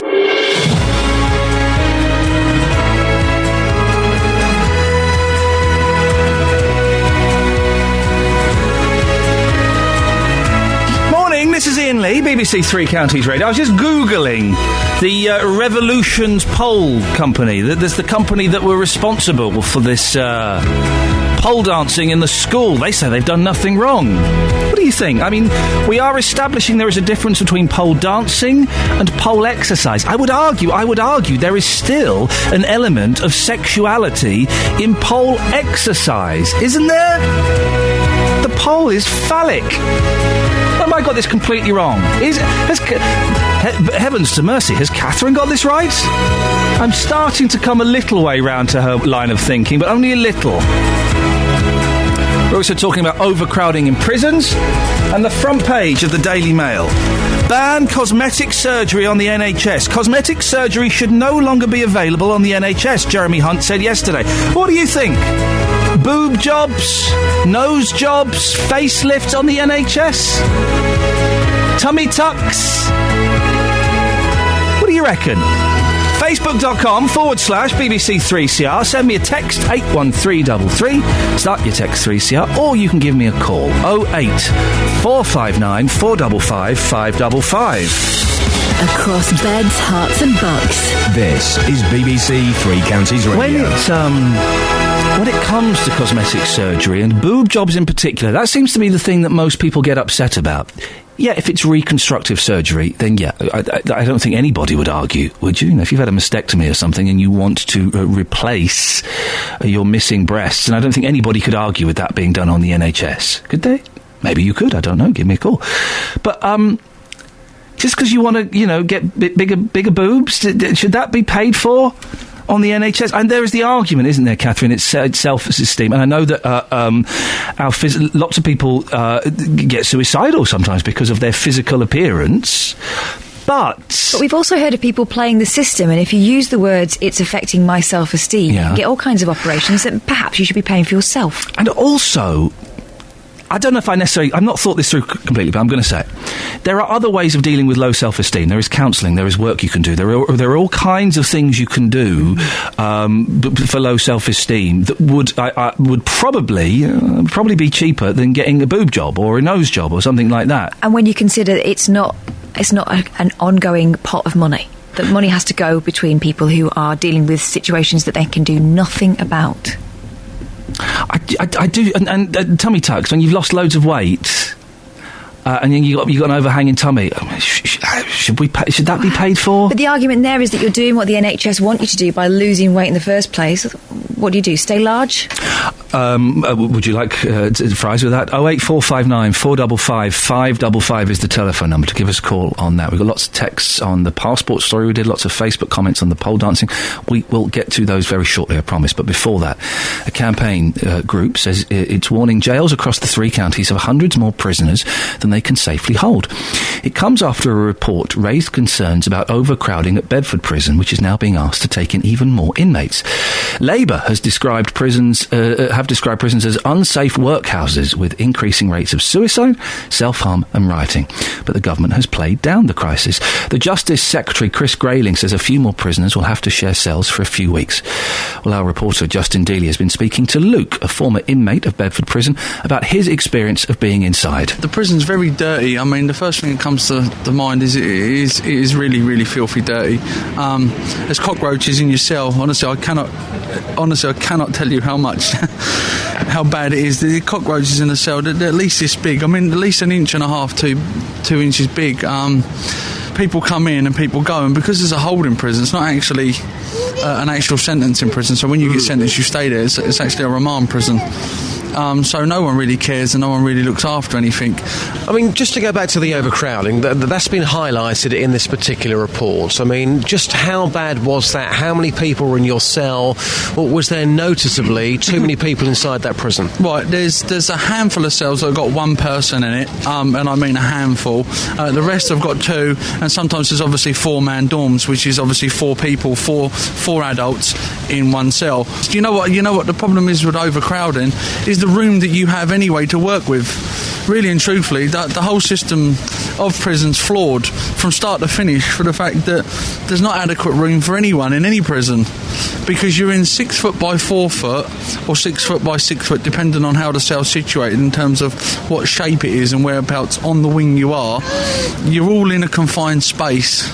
You know, the real truth about prisons is, and I'll tell you, the prison system itself and the people that work for the prison system are told, and I guarantee you for a fact, because I've seen it with my own eyes, are told to turn a blind eye to a lot of stuff, including small amounts of violence, drugs that are being handed around, because I personally don't do none, and I know loads of people say that, but I really don't. And you've seen all this, you've seen drugs, you've seen violence, you've seen it all inside Bedford Prison. And without a doubt, and not only that, it's they're told to turn a blind eye for the fact that if a certain amount of drugs don't come through the system, You imagine how many upset people are on wings and how much more violence would be around. I'm sure the prison would deny that, but of course everyone's entitled to their own opinion. Let them deny it. Yeah. Okay. The boys that know that I'm telling the truth. So then there's some good lads in there that don't deserve to be there, and there's some people that obviously do deserve to be there. Bedford Prison, in your experience with the Abercrombie, you mentioned the drug problems that you've seen there. Is Bedford just a ticking time bomb? Is there going to be severe trouble, riots there in the near future unless something is done with that prison, and quickly? It does get mentioned, but a ticking time bomb, any prison's really a ticking time bomb, to be fair, but the focus point to remember is that you are there to be punished. That's really ultimately what you're there to do. And of course, if it's like a holiday camp, you're not going to really be deterred in the future from doing anything else. But they could definitely make the prisons bigger. They could definitely clean them up. They could paint them more. They could spend more money in the right areas instead of giving it to other things in the world that don't need the money. Because isn't it better to take a crime or a criminal and turn their life around and put them on a productive path that they're going to go on to do better things than to just keep chucking them back in prison? Well, we did ask for an interview with the Governor of Bedford Prison to respond to what Luke said. Our request was declined by the Ministry of Justice. We also asked to speak to a minister, but again we were told no. Now joined by the Labour MP, John McDonnell, a member of the Justice Select Committee, who's expressed concerns about overcrowding in jails. Good morning to you, John. Morning. John, what's your take on what you've just heard? There's these cells, cockroaches, allegations of prison staff turning a blind eye to drug taking. It's not untypical. I think Luke's given an accurate reflection with regard to the state of our prisons. With regard to drug taking, I'm not sure if it's so much turning a blind eye as whether it's the staff are capable of managing the system when you've got such overcrowding on this scale. I was looking at the Bedford report, and just on the crude numbers, the numbers held in Bedford at a moment are 495. The certified normal accommodation, so what it should accommodate, is 322. So you're talking about a sizable amount of overcrowding. As Luke has said, what does that mean? It means that people who are in prison, in Bedford in particular, will be locked up for long periods of the day. They won't be doing productive work. It looks as though in Bedford, looking at the education facilities, the prisoners themselves are demanding education opportunities, and that seems to be working well for those prisoners that undertake it, but there isn't sufficient opportunities to do it because they're locked up in their cells. The government has denied, John, that there is a crisis. Well, I don't accept that, I'm afraid. I can't accept that because this report on Bedford is not on its own. Her Majesty's Inspector of Prisons, who made this report, came before the Justice Select Committee a few weeks ago and said this about the prisons estate overall. The overcrowding problem now is at crisis levels, which means, yes, prisoners may well get published, but the point that Luke made very constructively is that the whole point is punishment, but at the same time rehabilitation. If you're locked in a cell for most of the day, you're not allowed to do productive work, you're not allowed to do the counselling courses, etc., the educational courses that will assist you in rehabilitation, assist you in getting a job when you get out. The prison service, therefore, is not working. And this isn't just coming from the Majesty's Inspector of Prisons. Talk to the Prison Officers Association. I urged the Secretary of State the other day in Parliament to meet with the Prison Officers Association. These are people working on the front line, and they're saying time and time again, we cannot do our job because of overcrowding. So what needs to be done, John? Is it a simple case of building more prisons? No, I think we've been going on about this for a number of years now. It needs a proper approach to who we imprison. First of all, we now know on all the surveys, all the research that's been done, considerable number of people in prison at the moment have got mental health conditions. I'm not sure whether they should be in prison establishments because it's not helping them, it's most probably making them get worse. We should be looking at who we're putting in prison and whether the right people are going into prison and why others shouldn't be in mental health establishments or begin mental health support within the community itself. The second issue is, as Luke has said, there's a real issue about drugs. People going into prison who are drug dependent, who actually, again, rather than being in prison, should be in a specialist service to take them off drugs. If we can do that, we reduce our prison population. We then use the prisons that we've got to properly invest in rehabilitation as well as just punishment. If this situation carries on, John, what do you think it could lead to? Well, look at the last report we had on Oakwood Prison. where the inspector did the same report as he did on Bedford, and he said, look, in Oakwood Prison, the situation has got so bad with regard to overcrowding, and this is a privatised prison, and there was criticism of the privatisation as well. He said it's easier to get drugs in Oakwood than it is a bar of soap. That's how bad it's got. And you see time and time again the increased levels of violence and assaults, prisoner on prisoner, but also prisoner on staff as well.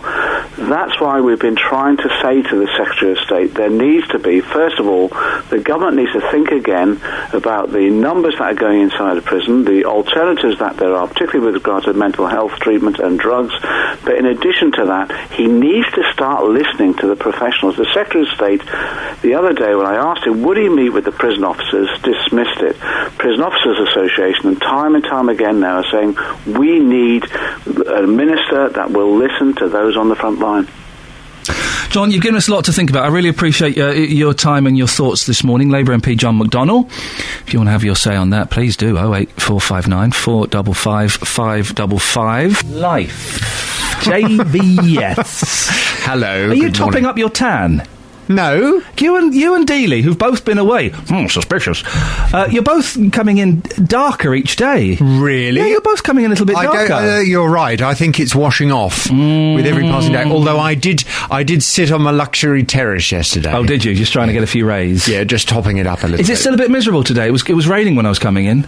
Oh, no, it's not raining now. Is it nice? No, I've got a good feeling about today. Really? Yes. I don't know quite why, but I think it might brighten up. Oh, I look forward. Let's keep our fingers crossed. Perhaps I could do a weather feature at this time every day, just what I feel in my water. Okay, well, what's your water saying? I think it might brighten up. If you had to, right, if you really had to, there's no other option, could you drink your own water? No, I could not. That's really? Absolutely disgusting. What a question to ask me at 8:15 in the morning. It's one I've often thought about. I could do it if I had to. No. You haven't had a drink for, 8 days and you're really thirsty. And well, then it would be even worse. Yeah? You wouldn't go for that? Catherine, could you drink your own water if you had to? I can't imagine a scenario where that would be the do or die. All right. If it was do or die, I'd do. Yes, you do. You die. Ah. Can I drink your water if you're not having it? Let me just do this. Across beds, hearts and bucks. This is Iain Lee. BBC Three Counties Radio. And back in the room, what's on your show this morning? Right, coming up on this morning's Big Phone-In from 9, would it be a good idea to keep children at school until 6 p.m? Oh, OK. The Conservative Minister for Education and Childcare, Liz Truss, says schools should be open from 8 in the morning until 6 p.m. She wants schools to provide after-hours activities for children, as well as providing nursery care for 2-year-olds. The government has no plan to deliver this policy. Instead, Ms Truss wants parents to demand their children's school keeps the doors open even longer. Yeah, because schools aren't under enough pressure and strain at the moment, so that's good, OK. She told working mums yesterday it would be great for children to do their homework at school so that when they come home, it's just quality time with their mum and dad. Well, from 9 this morning, I want your views on this. Would it be a good idea to keep children at school until 6 p.m? 08459 455 555. I mean, I guess the reality of this is, and reading through the lines in the story, you know, there's this line today about white working class kids not doing so well at school. Yeah. So seemingly there's this idea that lots of children are going to school 9 until 3:30 or whatever the hours are these days. I can't keep up. So they come home at 3:30 and it's okay for all the middle-class parents who kind of come home and mummy sits them down and says, right, time to get on with your homework, or we're going to go off fact-finding in the hills. Yeah. But for many working-class children, they're coming home at 3:30 and then they're either getting into trouble or they're doing absolutely nothing. They're not doing their homework, they're not getting the support from their parents. And actually, many of those children are being failed by the school system.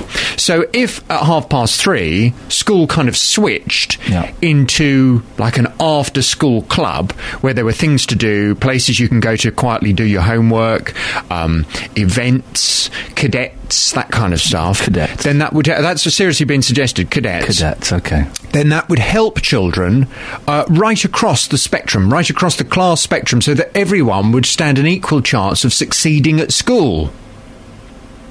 Is it a good idea, though? That's the question. The reason I'm being silent is because I am a middle-class family and we go fact-finding in the hills, and I also work ridiculous hours so that I'm home to see the kids, and my wife is home most of the time to see the kids, so we're very, very blessed in that way. I'm trying to put myself in the position of people less fortunate. If you knew your children were at school, but were doing something that was ultimately going to enrich them and enrich their education, and they'd be able to have a quiet place to go and do their homework, and they'd be able to go and use the library and all those things, and ultimately there was a chance they may come out of their school time better educated, wouldn't you be happy about that? Actually, they're quite annoying as well. Plus, you get rid of them for a few more hours. Yeah, no, I'm up for it. I'm in. I'm going to put pressure on my school to do that. Do you agree with Ian? From 9 this morning, would it be a good idea to keep children in school until 6pm? 08459 455 555. On FM, AM, online and digital radio. This is Iain Lee. On BBC Three Counties Radio. Should there be cosmetic surgery on the NHS? There are calls for it not to be done. Linda's on the M1. Morning, Linda. Morning. What would you like to say? I would like to say that if a morbidly obese person has overcome their psychological problem, and it is, you have to feel it to understand that there is, I put it like drugs, if you are a secret overeater, then it's like chasing heroin or coke, and people may laugh at that, but that is absolutely the truth. If you have managed to overcome by yourself without any financial assistance or any medical assistance from the NHS, and you have kept your weight off for X amount of years, I'd say 2, then I think, quite frankly, the NHS would be balmy not to consider helping you stay on track by giving you an operation where you have loose skin, you can have it removed. You sound as though you're speaking from experience. I am a classic secret eater, but I'm blessed with good genes. My skin does go back, but I know about the psychological impact of having seen it with other people where they don't cost this country a penny, and dieting is not cheap. And you have so many barriers to overcome. You get it off, well, hang on, but you're left with sagging skin. Linda, I would have thought that dieting was cheaper than the lifestyle that you were leading, because you're eating less. No, it's the cost of decent food. Right. You can get cheap, high-calorie food very easily. When you switch to what is purported to be the right way to eat, fresh veg, fresh meat, low carbs in relation to you buy good bread, not white, highly processed, it costs a lot more. Why do you think you were eating so much? Were you eating in secret and in denial about how much you were eating? Absolutely. It gives you a high. It makes you feel fabulous. And I'm talking about the sugar rush that you get. You feel magnificent.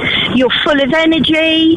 And then you crash and you start all over again, which is why I relate it to drug taking. And when you were crashing... Sorry to interrupt. When you were crashing, what kind of feelings were you having then? What was the low? The low is very what started me off in the first place. Just when you had the high and then you had the low, so the cycle repeats itself. So you start stuffing your face again. What were you feeling in the low? What was it? Shame? Was it self-loathing? What was it? Absolutely. I can't explain it now because I have kicked the habit. But you do feel terrible shame. You think to yourself, why have I done that? You try and stop, and then you can't maintain it. You can't maintain this good feeling. And even with exercise, you don't get the same kind of feeling. And it's not me being stupid.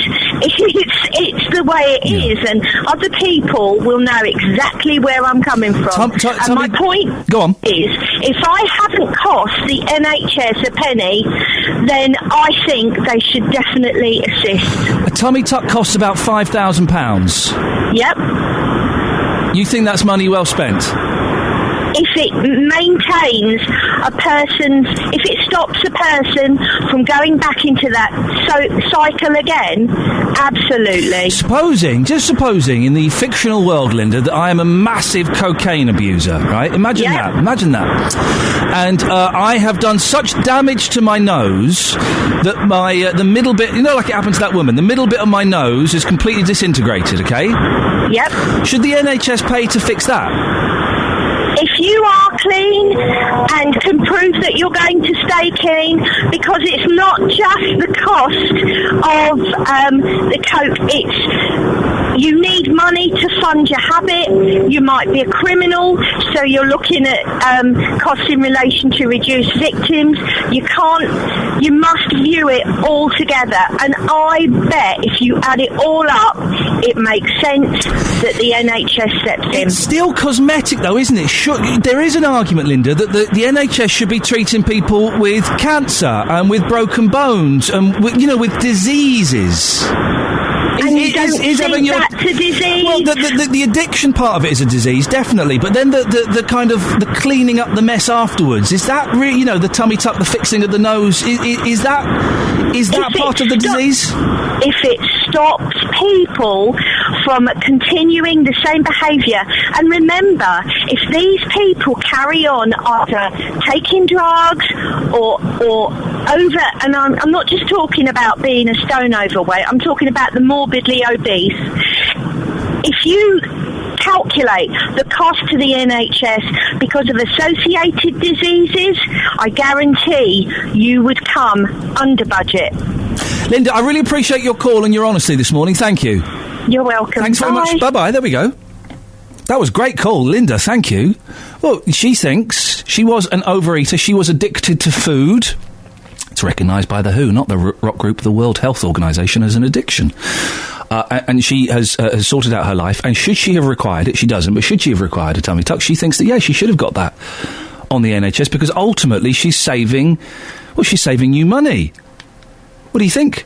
08459 455 555. I'm going to say nothing on that call. I'm going to let you have your say. I'm keen to get your thoughts, please. 08459 455 555. Call 08459 455 555. BBC Three Counties Radio. Live. It's a busy show this morning. Let's have a little recap. Michelle, stay there. You've been very patient. I'll come to you in a second. A little recap and then we'll dive in. If you want to give us a call, now would be an excellent time.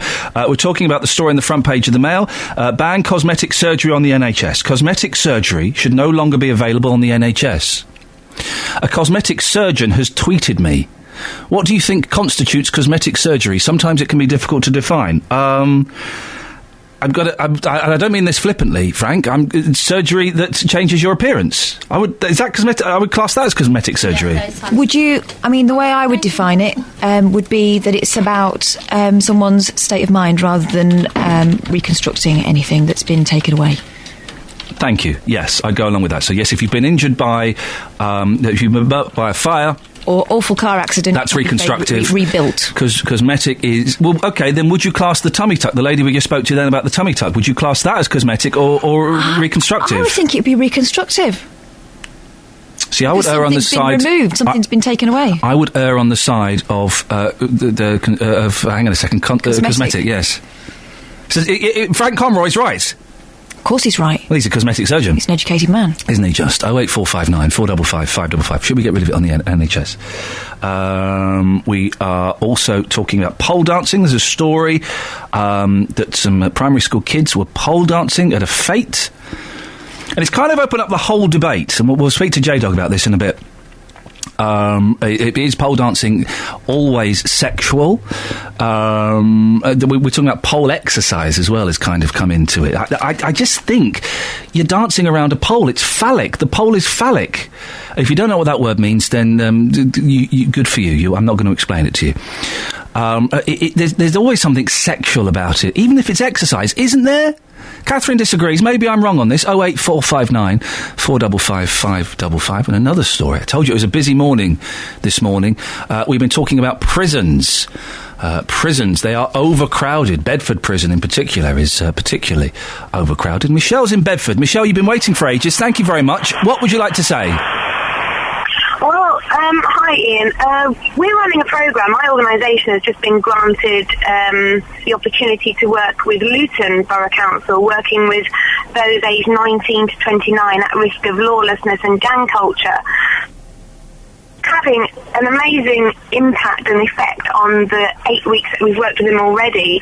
It's a 12-session programme followed by one-to-one mentoring, and the transformation we are seeing in these young people who are ex-prisoners, young people who have offended, been into drugs, the quite hard to reach young people. We are seeing a real positive transformation with the work we're doing. And my advice is get us into Bedford Prison to help eradicate that problem of overcrowding. What would you be able to do, Michelle? How would you help that? We run a programme which looks at, self-esteem, confidence. We use British military coaching techniques to change behaviour. So we've got military on board. Our programme is designed to get under the skin of the clients. It's not a flowery programme by any means, but we're there that they feel that they've got someone to believe in them, and it's about giving these young people a second chance. What do you mean by military? We use military. We've got ex-military on board with our programme in terms of the delivery, in terms of instilling discipline. Right. We relate that back to the employment and the world of work. We do problem-solving stuff. We look at how they respond to certain situations. We do drills. We do team-building stuff. Things that are going to build their confidence, take them out of their comfort zone, press their buttons, and then we equip them with the skills on how to respond to that when we relate it back to the world of work and society, because the people we're working with, some of them are ex-prisoners who like the routine of prison because that's all they know. Michelle, what's the name of this project? The project is called Reach for the Stars, and it's delivered by Reactivate. Michelle, I wish you the very best of luck. Thank you very much for that. 08459 455 555. Across beds, hearts and bucks. This is Iain Lee. BBC Three Counties Radio. Interesting, it was named after an S Club 7 song. Look, Frank, the cosmetic surgeon he now thinks we're friends. Ian, what about the young child with the disfiguring port wine stained birthmark on their face? Is laser treatment cosmetic? Catherine, can you answer that one for me? Yes, it is. That is cosmetic. Yes, it is, but there's a stronger argument for that than... Yeah. My boobs aren't big we're enough. talking about boobs and nose, Frank, to be honest. And we just spoke to Linda, who has an eating addiction, and has managed to overcome it. Charlotte's not happy. That woman not being able to say no to cake should definitely not qualify a person for free cosmetic surgery.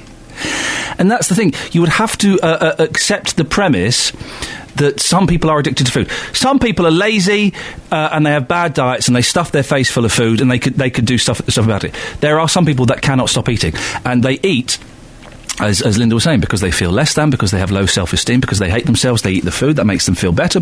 Oh, then suddenly they feel shame again because they've eaten, so they go around in a cycle. It's the same as people who drink, the same as people who are sex addicts or gambling addicts or drug addicts. It's that thing. You do something to take yourself out of yourself, you feel better for a moment, and then you just repeat the cycle of shame and self-loathing. But I'm guessing you don't accept that as a premise, Charlotte, which is a shame because it's medically sound. 08459 455 555. Polder. Such a busy show today, Catherine. What happened? We talked about some stuff that people cared about. Wow. We should try that again. Take note, and we'll try that again next month. Yes. We talked about pole dancing. Paul's in Stevenage. Morning, Paul. Morning, Ian. Paul, how are you? Yeah, I'm good, thank you. What's your point? Right, okay. I can't comment on, obviously, the kids thing and whether that was inappropriate or not, but I disagree with your statement about polnastics. About what? I've never said anything. Polnastics. Polnastics? Oh. You said it was sexual. One of my friends is Southwest Polnastics champion, and I've been to a number of events, and it's completely about choreography and gymnastics. There's nothing sexual about it at all. There's men on the poles as well as women on the poles. Men can be sexual. Men can be sexual on the pole. Yeah, but it isn't. It's. I mean, you look and you think, right, okay, well, how on earth have they got the upper body strength to hold that position? I've just googled Polnastics, right? Yeah. First thing that's come up is a Groupon voucher for Polnastics. It's a really, really, really hot woman with dusky eyes, wearing kind of a tight little bra, in a sexual position. She wants it, and that's advertising Polnastics. Yeah, but that's not the way sexual. they're doing it. Right, well, That's not what it's like. Okay, I've gone to the next one I've gone to, right, on images. Google images. Yeah. Polnastics. Yeah. I mean, look at Laurie DeAnne. There's a picture of Laurie DeAnne. That's quite What version of Google are you using? Well, we'll go to Google. The one I'm getting, I've got some women who look like any other women with track slap. Yeah, exactly. Mate. And we're talking about women, big women that are overweight as well. Big women can be sexy. But it's not sexy, though. Right, hang on a second. It's purely about gymnastics and choreography. Go back. If you go to a proper event, it's completely different. Hang on a second. Go back. Google images, please. You're on Bing, for goodness sakes. Why would anyone look for something on Bing? Do you know this is true, Paul? The most searched for thing on Bing is Google. That's a fact. I'm about to do that. So go to Google, type in Polnastics. Maybe Google's a bit more pervy, I don't know. You tell me Pippa Polnastics is not sexy. Polnastics Hertfordshire is not sexy. I think I know Pippa Polnastics. Look at Pippa Polnastics. She's got... I'm glad she's wearing knickers. Everything's on display. Images. Go to images. Thank you. Look at Pippa Polnastics. No, go back. No, you're still there, Paul. Go back. Yeah, I'm still there. Yeah. Go back, Catherine. Go back. Pippa Polnastics. Where? 3 across, 3 down. Wow, you've memorised this. 3 across, 3 down. Hang on. I do know this Pippa. Yeah. I do know. I think we've got a So do I, actually. You know her, do you, Paul? Yeah, right. I do. How can you tell me that the picture advertising Pippa Polnastics is not sexual? I haven't seen the website, but the thing is, I've been to the events, and they're not sexual at all. All right. It's more sexual when I go and spend a day with the Dallas Cowgirls. Let's put it that way. Oh, for goodness sakes, Paul! Dearie me, Pippa Polnastics, right? I'm going to ring her. Oh God, no! I don't want to talk to her. Why? Because I've seen. Frightened now? No, yeah, because I've seen. She's a redoubtable woman. I've seen her wares. Pippa Polnastics. I'm sure she's a wonderful, wonderful woman. By the way, I'm sure she's absolutely fantastic. She's feisty. Wait. No, but that picture is definitely piqued my interest. Justin, I think that I should go to investigate. What do you think, boss? For goodness sakes, Justin. It's disgusting, though, isn't it? Children pole dancing. That's not good, is it? No, it's ridiculous. Absolutely. It's not good. It's in all the papers this morning. This father walked out in disgust. Their children as young as 4. Is that correct? Were pole dancing at a school fete? Yes, they were. Yes. So I've been out this morning talking to parents about this to get their reaction. Here's what they had to say. As a mother, what do you think about young girls that are pole dancing to keep fit? Is that wrong? It's very wrong. It's out of order. I wouldn't let my daughter do it. Tell me why you wouldn't. It's just wrong. Tell me why it's wrong. It just goes against everything I believe in. So I wouldn't let my daughter do it. I wouldn't do it myself, let alone a young girl. What do you believe in then? I'm a Christian, so it's just out if you're a Christian to do such things, because it's a bit... I don't know. It's just... Over-sexual? Yes. I mean, what do you think, just lastly, and tell it the way it is, as far as you're concerned, what do you think about these parents who are allowing their young daughters to go to pole dancing lessons? What do you think about those parents? Are they bad parents? Yes, they are. They shouldn't be exposing their kids to such things. When apparently all they're doing is keeping fit, though. Yeah. It's just out of order. It's just wrong. Thank you very much. Okay. Let me ask you, sir, you've got 2 young boys with you today. If you turned up at your local school fete and you saw young girls pole dancing, how would that make you feel? Surprised. You think it's wrong? I think probably it would be, yeah, because the connotations there. As a parent yourself, madam, what do you think about this? You've heard about this story. Yeah. What's your thoughts? I think it's really disgusting that children, girls, are being sexualised at such a young age. It's being brought to their attention that girls are to be sexy and that's a fun thing to do, when it's not. It's about having fun and playing and it's really offended you, hasn't it? Well, it's just not right, is it? These parents that are allowing their children to do that, you clearly wouldn't with your child. Are these parents bad parents for allowing them to do this? They're probably young parents who have been sexualised themselves. Katie Price wannabes, WAG wannabes, people like that who've been sucked into the media, who are being taught by television that it's okay to be like that rather than things of a higher intellect. On FM, AM, online and digital radio. This is Iain Lee. On BBC Three Counties Radio. It's Dave Luton. Good morning, boss. Good morning to you. Yeah. How are you doing today? Oh, I'm not too bad, thank you. Did you have a nice night's sleep? No. Tell me why. Well, some days are all right. You got arthritis, mate, and I tell you what, when you got that, you have good days and bad nights. Why have you broken the convention we've established? I thought we were singing this bit. I don't know what you're saying there, so... I thought we were singing this bit. I don't know what that is, mate. I thought we were singing this bit. We started off singing this conversation, then you stopped and you did a little rap. Will you start singing the conversation again, or will I have to cut you off? Right, that won't be the first time, will it? But have we got to talk to each other in opera? Yes, we have to, Dave Luton. That's the way this phone call works. Right, it's regarding these prisoners. Yes, Dave. Overcrowded in court, in the prisons. In court, in the prisons, yes. No. They're in the prisons and it's overcrowded and they've got to stay in the prisons in their cells a little bit longer. Yep. Tough, mate. What in the government, what in the courts, what in the prosecution, their solicitors, send them all with their families down to Butlins holiday camp for 4 weeks. He said Butlins, guys, in case you're worrying. He said Butlins. Yeah, Butlins holiday camp for 4 weeks and give them their pocket money to stop this overcrowding. Well, Dave. What a country this is. What about the poor victims who can't get nothing? Dave, go on, carry on. Sending prisoners to Butlins with pocket money, I don't think that would go down very well with the electorate. Well, it's not going down very well now with us because that's all we hear and read is about prisoners overcrowding, being treated roughing, going to the courts, seeking compensation. You know, what is going on? What about the young men and women of this country who've made mistakes, Dave? They've made bad choices. By sending them to a harsh, overcrowded environment, they're not going to learn from that. They're not going to feel remorse or anything like that. They're going to... But hang on. Did they think of that before they went out and committed the crime? Didn't they think of that they're going to have a rough time in prison, fill up prisons, they might have spent 23 hours in a cell? Didn't they think about that before they done their crime? Sorry, what about the poor victims who've had to suffer to their crimes?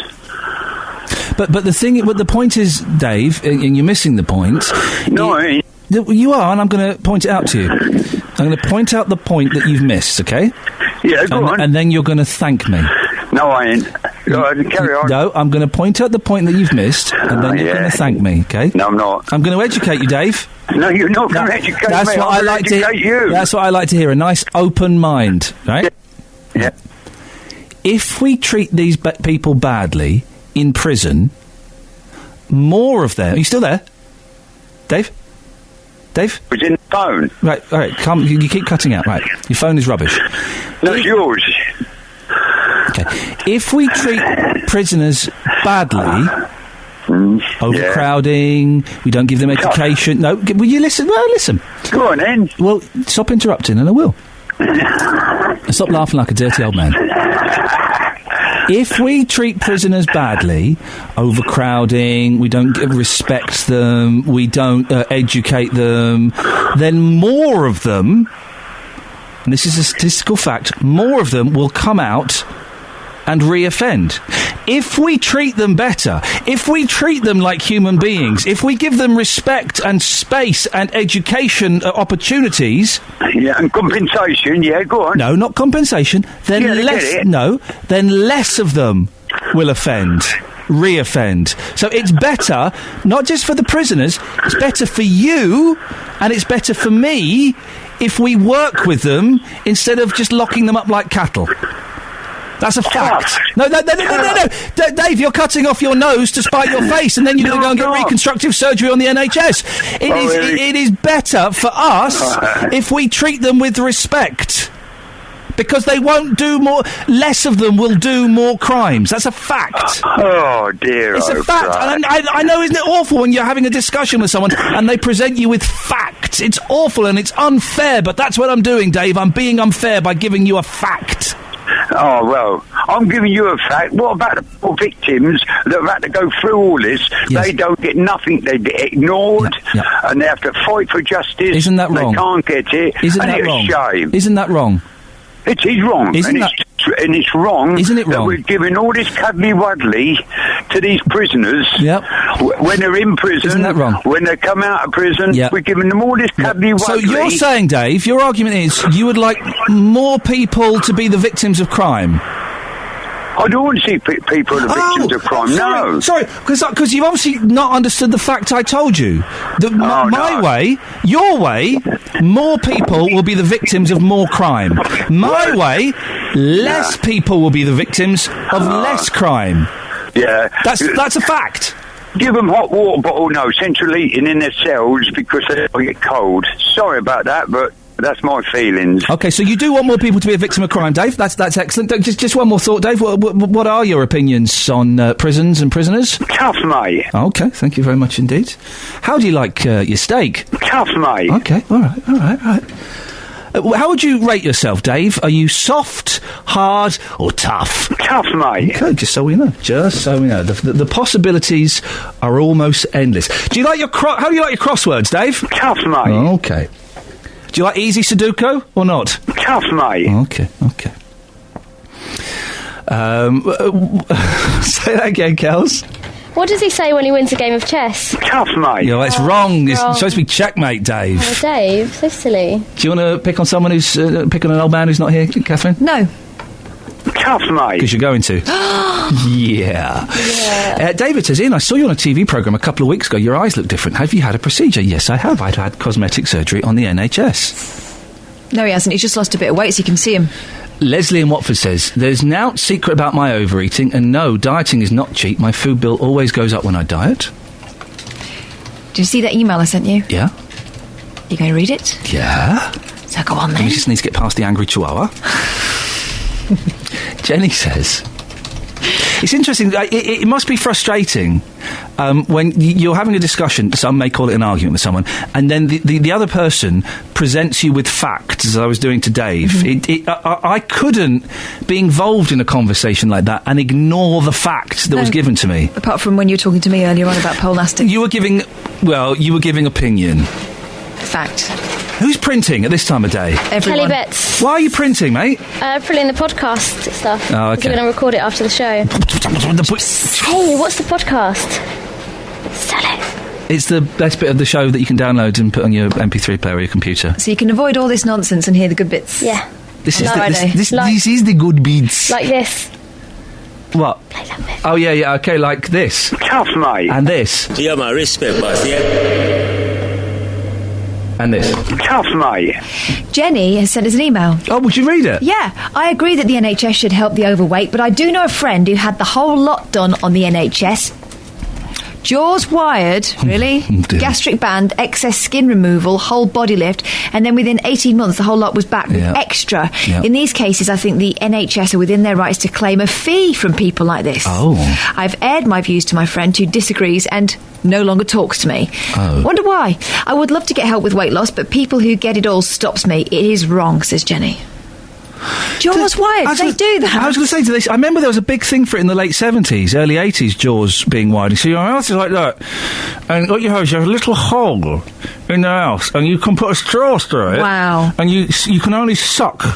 Did you see that stuff in the papers last week, where the guy was liquidising Mars bars? Yeah. I mean, some people will always try to cheat the system, and they should have been weeded out first off. But the thing is, you're not... Because he had a gastric ban, and so he couldn't eat big food, so he would slurp down... This is true, he'd have a kebab smoothie. It's disgusting. Oh, I've not had a kebab for 25 years. I might have one today.